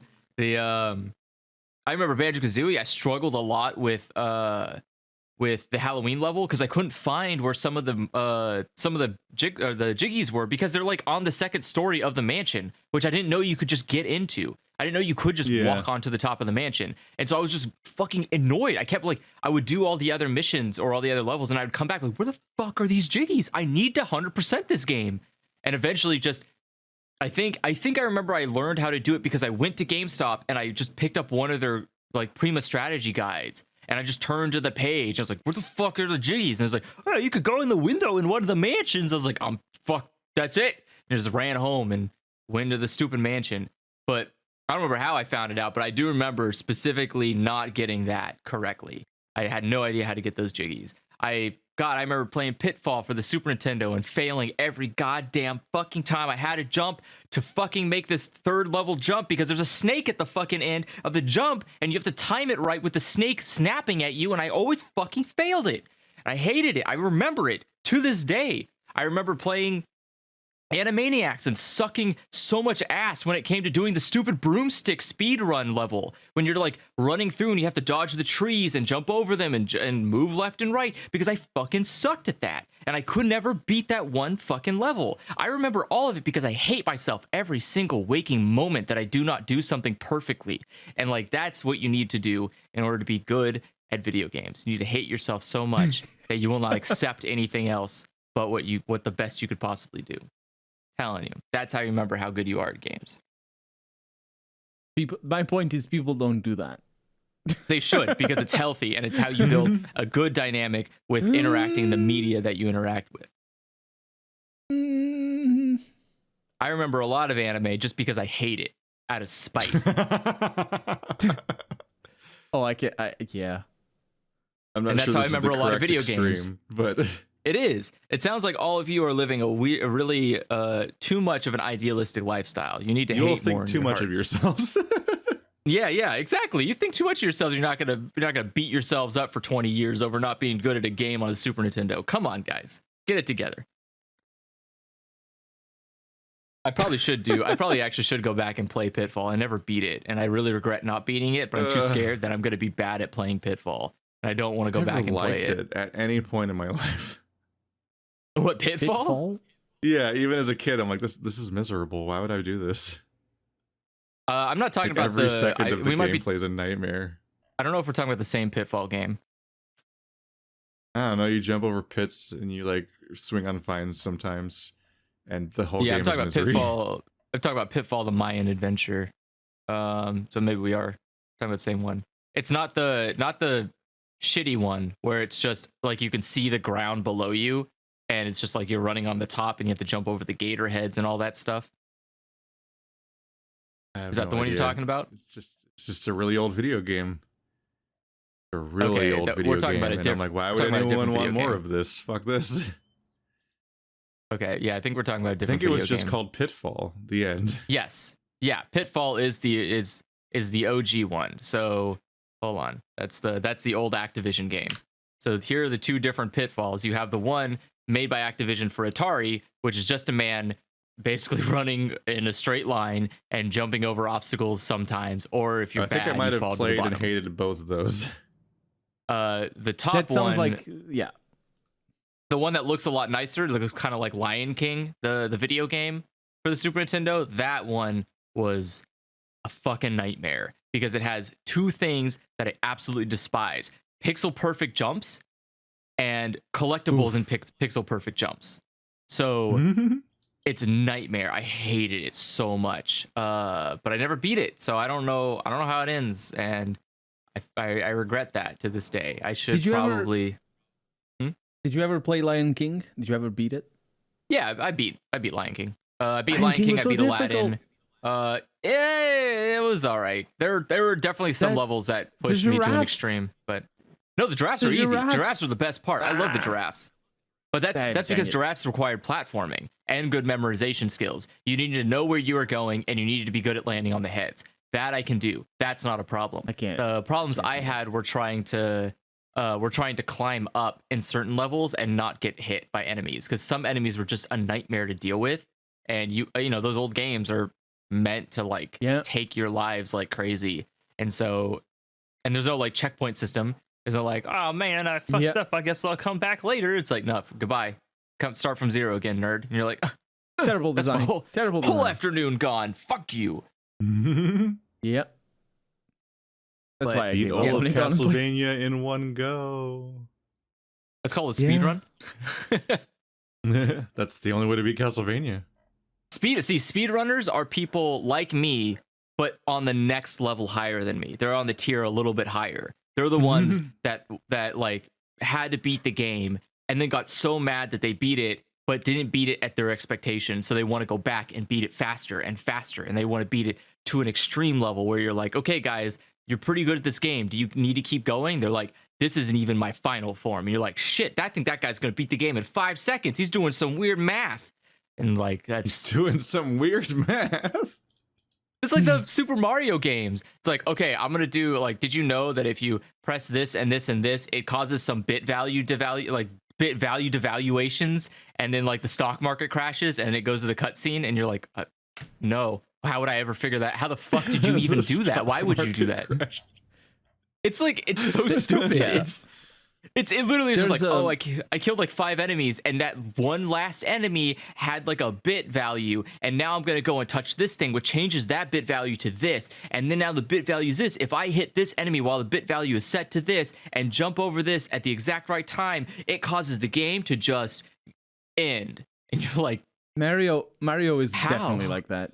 How did you math I saw that? a video. Who did that? Who sat down and opened fucking calculator on their computer and typed in numbers and figured that out? Because I hate them. That's awful. Don't do that. Go just do anything else with your time. Don't do that. It's so upsetting. I think they're at the point where they need to, like, the current strategies for Super Mario Bros. Is to that, like, it's all based on reverse engineering the game. So like they know how the programming works, and they're gonna be like, oh, look at this. There's like it's like hacking basically, except they're doing it through normal gameplay, but using knowledge. I think it's specifically I've YouTube suggests all this sort of videos, so I've seen a bunch of them. But I think it's specifically related to the timing or the clock or something. There's a lot of stuff that you're referring to in that like if you end this level on a second that is a multiplier of 7 or something like that, like if it's second 7 or second 14 or 21, and if you end the first level on that clock, then the enemy is going to appear at this particular stage, and you're going to be able to just hold right and end the game faster. There's weird stuff like that, and if you're foolish enough to click on the things that YouTube suggests to you, then you learn all about it. And then there's a new trend now in YouTube speedrun videos that is like, this speedrun is so cheating that I can't even believe it. And then it's like a 30-minute video of somebody who is cheating, but then it's very obvious, but they milked it out of it into a 30-minute video, and you watch that whole thing because you yeah. I have very good priorities. Don't question me. I will say a lot of cheating in speedruns tend to be like, man, I sure hope no one knows how this game works. And it's like, yeah, you're posting this to a community of people who are, how do I say, nothing else to think about. Kind of obsessed about the game that you're posting this. It's always like, oh, he thought he could get away, but I know exactly how the menu works from like an emotional level. I know that like I know every variation of that menu. I know exactly what everything does. Like, all right, man. Well, I know the frame data of that menu. Kill no, that's true. me. Yeah, in some games, yeah, I bet that is true. Someone's like, It's like, you can't trick me. I know it can't even turn that red hue unless you've done 4 different types of backflips in this map. And you're like, oh my god, all right. Yeah. Shit. That sounds legit. That is legit. But it's fun. wild. It's fun to watch. Like, I think I watched a video recently about cheater in Celestine, and like a cheater in the speedrun community for that. And I thought it was pretty obvious, but I could see how it was really deceptive in the moment. Like, it was pretty good. It was just like, they put a thing they put this like weird image in the bottom right of the screen for some reason, but it's like their avatar or whatever. And so people are like, oh, that's just him making his avatar, branding or whatever. But I was like, wait a second, that's because I played that game. I like 100% of that game. And I was like, isn't that the location where it shows you if you're loading or not? And it was like, that was the cheating. It was like, oh, we didn't know he hadn't actually been to these levels before. Because it's like, if you've been to a level before, it won't do a checkpoint because you've already been there. It doesn't need to do the checkpoint. And so he was hiding that. So he was playing the levels. He was playing the levels over and over again. Yeah, he was going back and playing the levels and splicing together a playthrough of his perfect times per level. And you wouldn't notice it because it's transitioning to the next level, and so it looks legitimate. And because the speedrunning community for that game they don't grab the collectibles, so at the end of the game, it makes sense that he doesn't have collectibles. But so yeah, it was just I was like, oh, that's really obvious. But somebody who doesn't know, like, I can see how that makes sense. Where someone would be like, oh, I didn't really think about the fact that checkpoint doesn't appear because I would have to go back and play these levels over and over again for me to even register that. So like, yeah, sometimes people are just like too intimate with a game and you're like, I'm gonna trick you guys. It's like, ooh, you're gonna trick like the common guy down the street who's played Celestine once. You're not gonna trick these guys who like have the speed run world championship. Like, oh, there's a lot. There's a lot of cheaters though. Even the ones that are recognized, I'm sure that a lot of them are cheating. Yeah, well, the obvious. Well, no, I'm not accusing anyone in particular. I'm just saying that it seems so prevalent. Like, I'm sure that they get by a bunch of them. As far as I'm aware, the best way to cheat in speedrunning is to sue anybody who tells you that you're cheating. I found that seems to be the best way to do it. My favorite speedruns are still Dark Souls. Dark Souls speedruns? Yeah, it's fun. Watch me roll out of this game. What? And they do the thing where if the game triggers the death camera, but you don't actually die, and it only happens like in a couple of locations, and then they go into Sense Fortress because the gate is not loaded, and they skip all the whole level and then all the things, and it's brilliant. I will never understand. Yeah, I'll never understand the appeal of poor. They beat Elden Rings in 30-something minutes now. I think the best time right now. What's my excuse? What's everybody's excuse? Me like, oh, it's hundreds of hours. Yeah. How does it even work? You just go. No. I did see. I've seen videos about the Batman, but not videos about the Batman. I've seen videos about the Batman. I've watched around Batman, but I haven't watched the Batman. I think I get the basic premise. Rich guy in a suit beats up poor people. All right, I get it. You don't need to trying to be neo noir a little and fails. And then you play the same Nirvana song later. Something in the way. Oh man, that is a good theme song for that Batman. I have a work colleague that went to watch the Batman last weekend, and then he broke a foot. So don't do that. What do you think is? What do you think is series of events?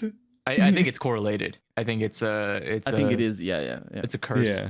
What is the playlist? What's the playlist that Batman's listening to when he's riding his little motorcycle? Do you think he's listening to like heavy metal, or do you think he's listening to He's not cool enough for heavy metal. He's Batman. Is he not? I don't know. I feel like he would work out to heavy metal. I feel like that's pretty maybe like a remix, like a heavy metal remix. Nah. I don't know. He listens to like lame stuff from the 80s. Like weird things that nobody remembers anymore. Yeah. That's what like what do you think he's listening to, like weird like BioShock music all the time? It's like the weird like game soundtracks. That's what like I do. No, like the old 50s music or whatever. It's like, I'm coming down the window, and you're like, what is? Who's singing? Why? What is this? Why did you make this? Who stop this? I'm afraid of bats. Is that a song? Oh, I guess No, he would. that's I just guess why- he probably wouldn't like.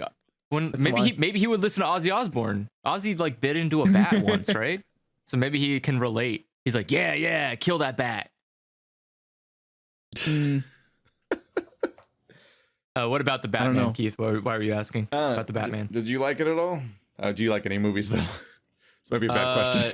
Yeah, it's probably a bad question. No, not really. But that's. I think it. I personally, I.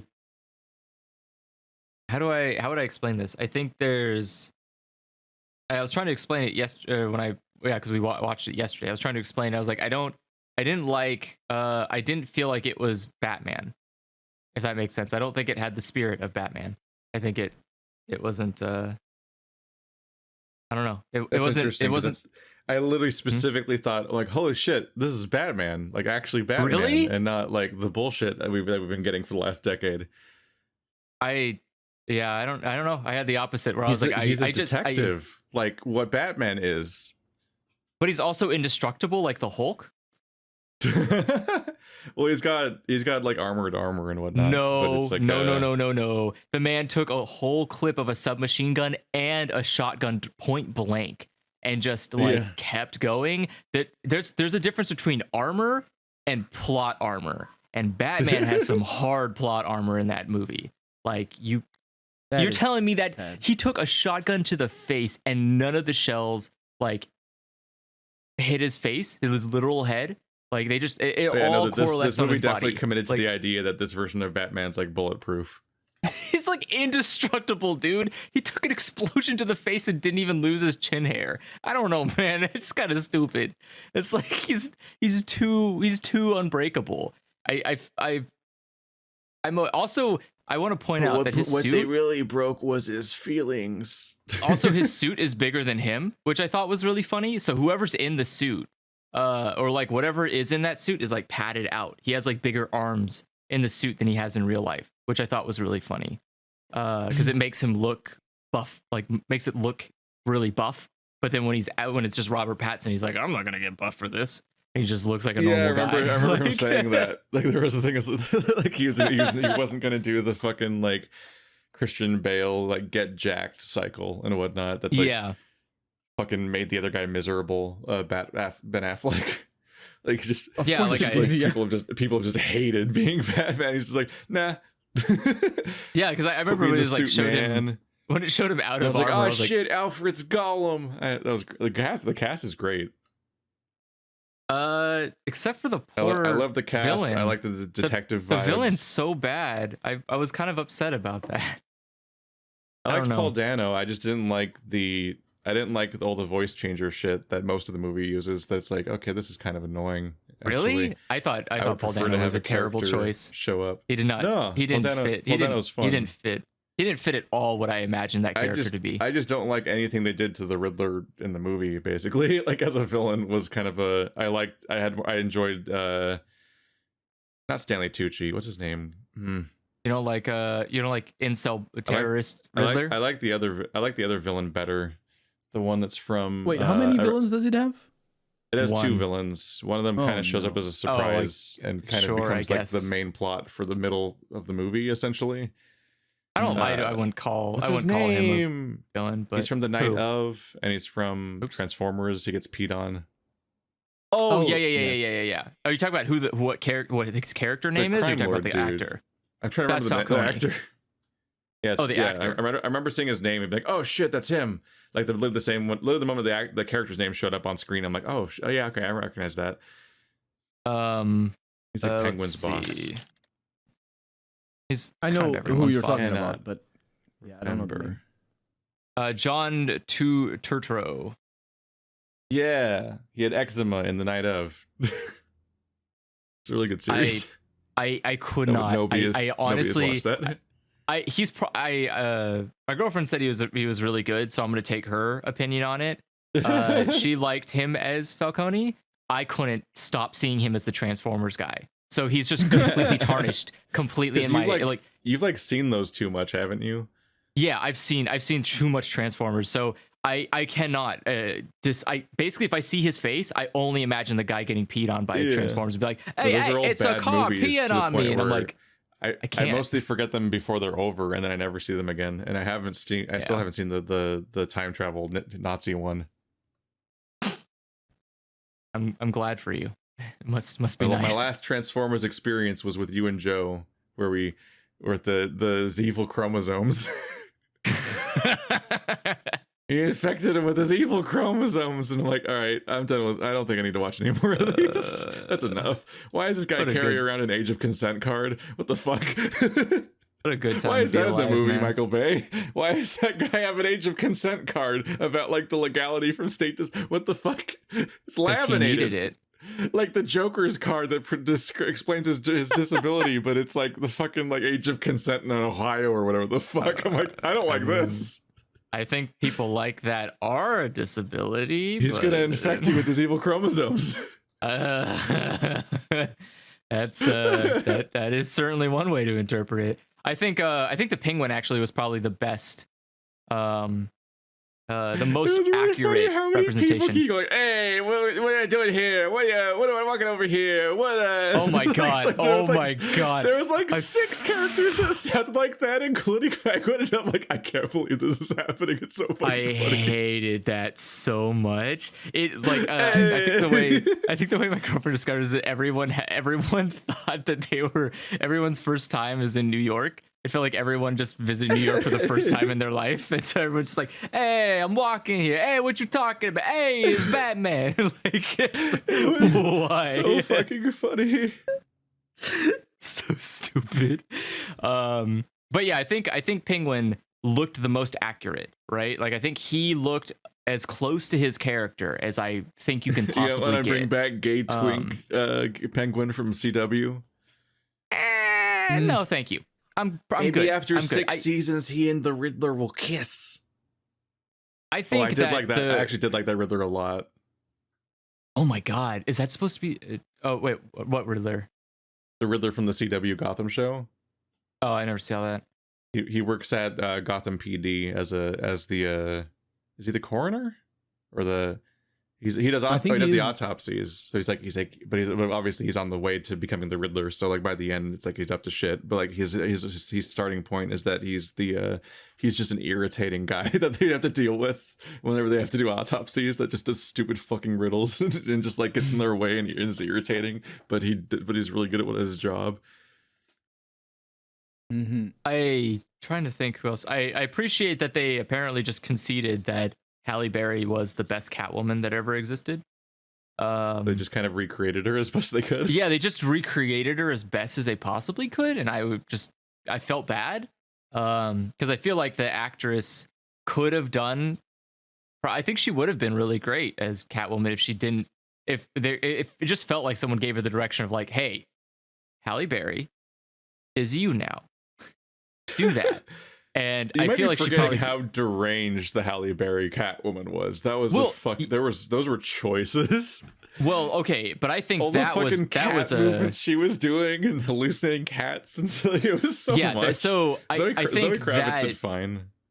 That aspect was really bad. Obviously, I think that was a directorial choice, not Halle Berry's choice. But I think the idea of a very independent, very strong, cat loving, but also like weirdly in the scene, right? Like I don't think Catwoman is usually in the scene like she was. I don't know how to describe it. It's like I guess I'm thinking of like in the crime scene like that.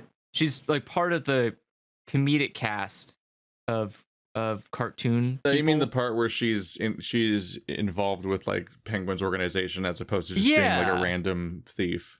Yeah. Like I thought she was that's just them being like, the characters that we use for this particular movie are going to be involved in the plot and backstory and setting of what's happening in the movie. So it's elegant to put the characters together so that you can tell a story instead of being like, here's my deal. I just kind of show up for no reason also, and now I have to explain my entire backstory of why I'm involved for some reason. It's like, okay, no, she knows the lady that was that disappeared from the place, and she works there, and so now she has reason to be throughout the movie and all that. Otherwise, she's like just as completely separate from the story as Batman, and you have to spend like 20 minutes establishing who the fuck she is and where she came from, which is wasted because none of it affects the real plot. Yeah, she doesn't matter at all to the story, which is kind of weird. Which I think matters a lot to the story. That's my point. No, I felt like I'm saying she wouldn't matter to the story as much if she was an independent character that came from nowhere, because she would just be a cameo. She'd be like, the Flash is in this movie too.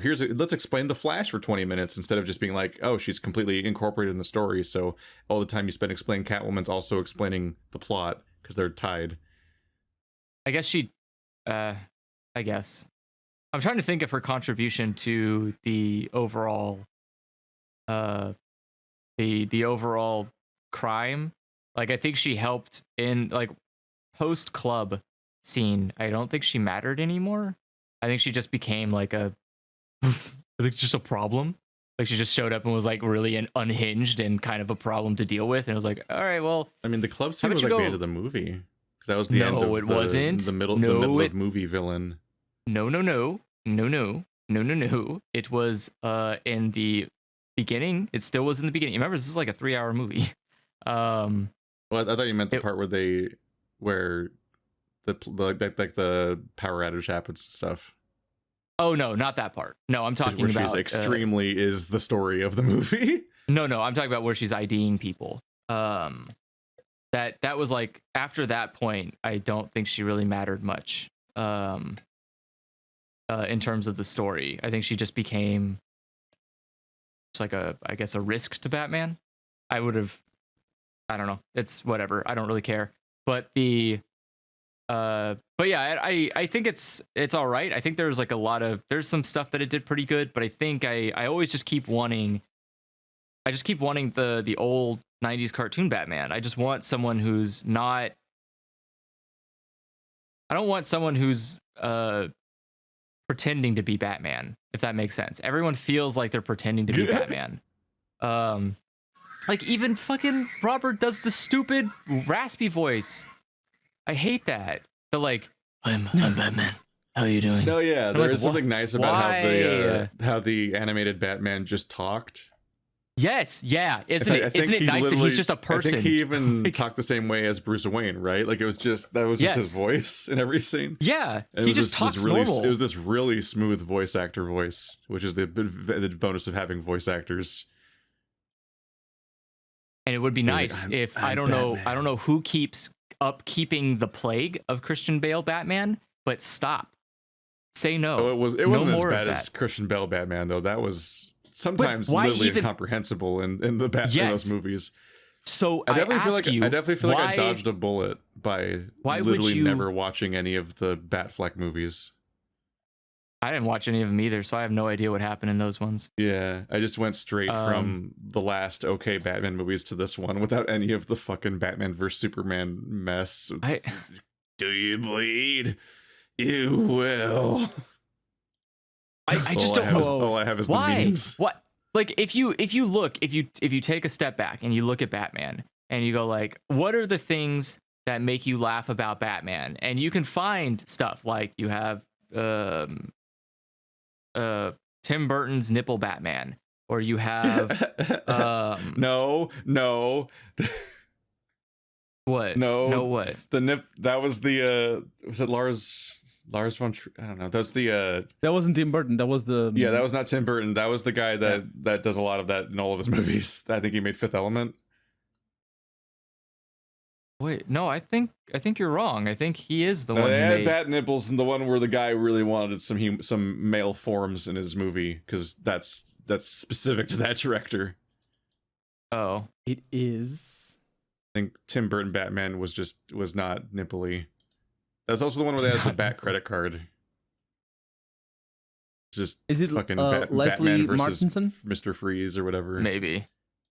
But either way, the point I'm trying to make isn't about the director. It's about the fact that each Batman movie has a stupid thing about Batman, right? There's always something that makes Batman silly. His neck can't move. He's got protruding nipples. He's got a credit card, a Batman credit card. Like, there's always something incredibly stupid about Batman in every Batman movie. But suddenly, from Christian Bale's Batman movie, his stupid thing was the shitty voice, the shitty Batman voice.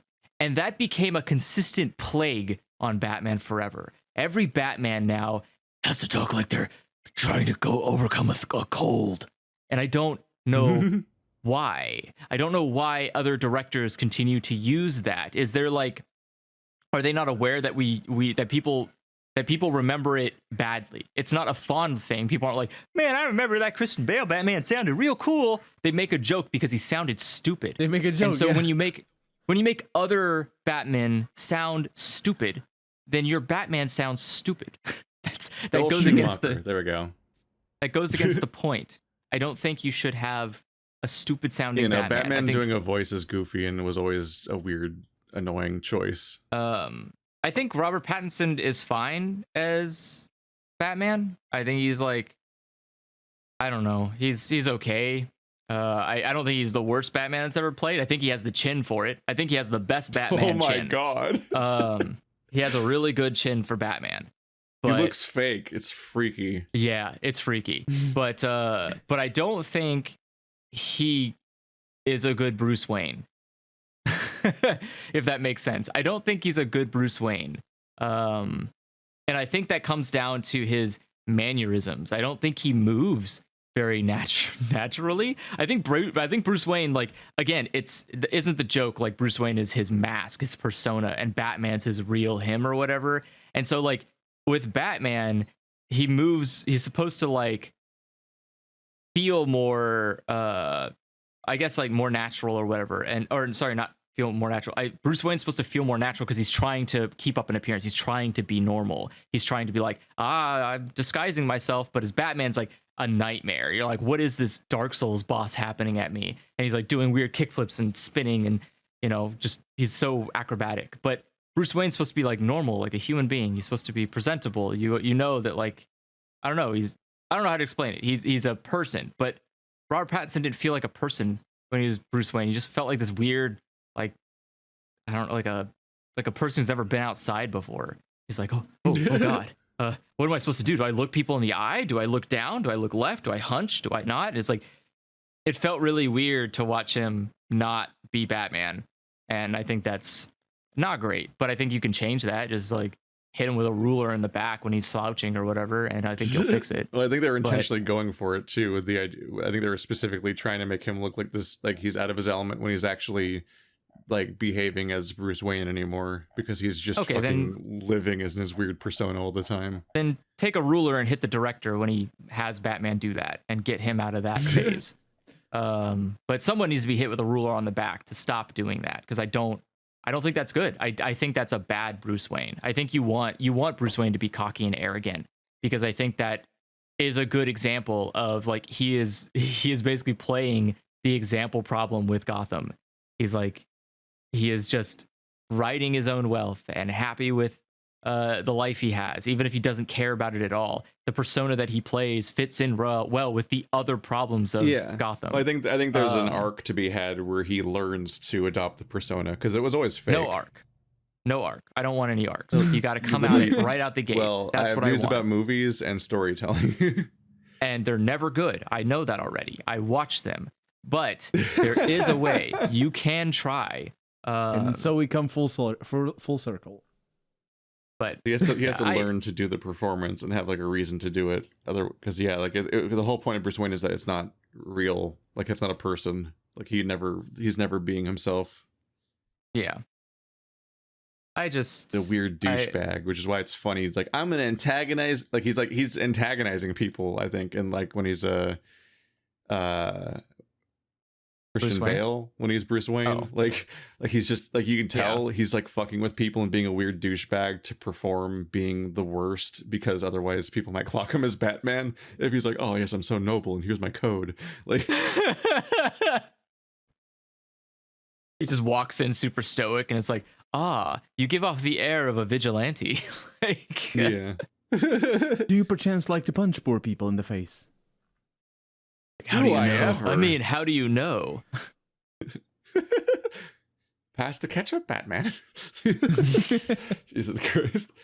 Yeah, I thought it was really silly. I guess maybe because I'm I wasn't believing it for a second, but it was really silly where they try to goat you into thinking that that like the Batman's identity's been revealed, and you're like, oh no, but I know that lore. I mean, it can happen to some extent. Well, there's multiple supervillains that are smart enough to solve who Batman is.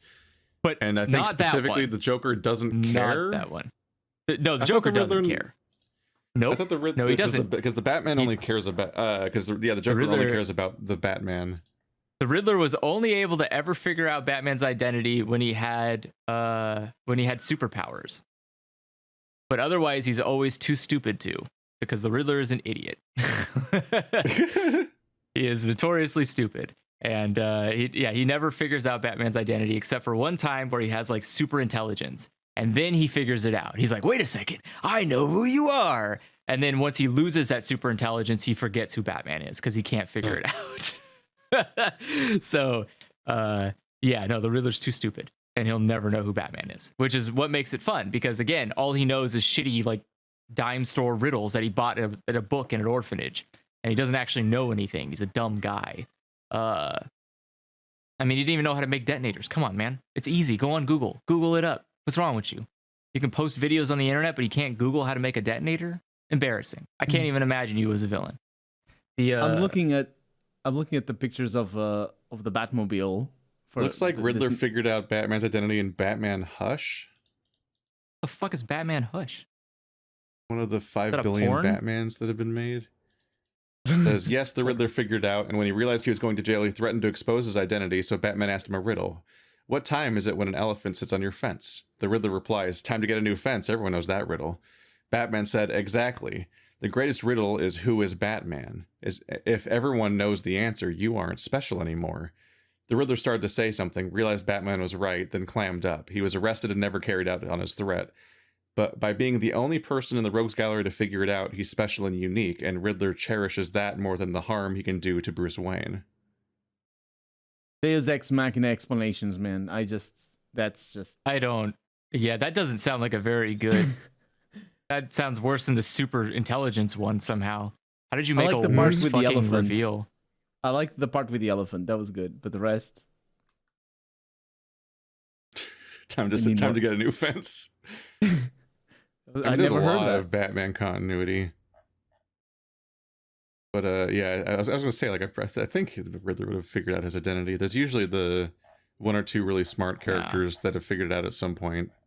Riddler's stupid. He a Dumby. Well, I found him doing it, so. Well, that's bad writing, but he is notoriously stupid.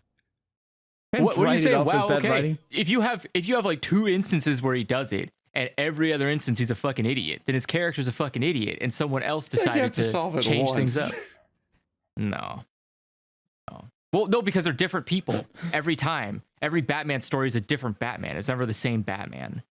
Because otherwise that would be nightmare fuel. How do you confabulate all like was these it Batman or Wolverine with... that died but then came back to life as a caveman in the past and had to live through? Yes. I guess it was Wolverine because he had to live forever.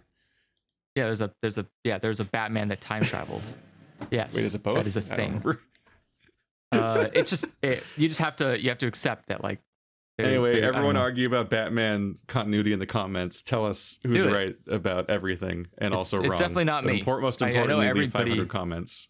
Everybody liked the new Batman movie, but that's to be expected. It felt. All right, we're literally out of questions. Send your questions to dialogchoicespodcast@gmail.com, or else we'll send them about Batman because they are not in our inbox. It's a pretty naked threat.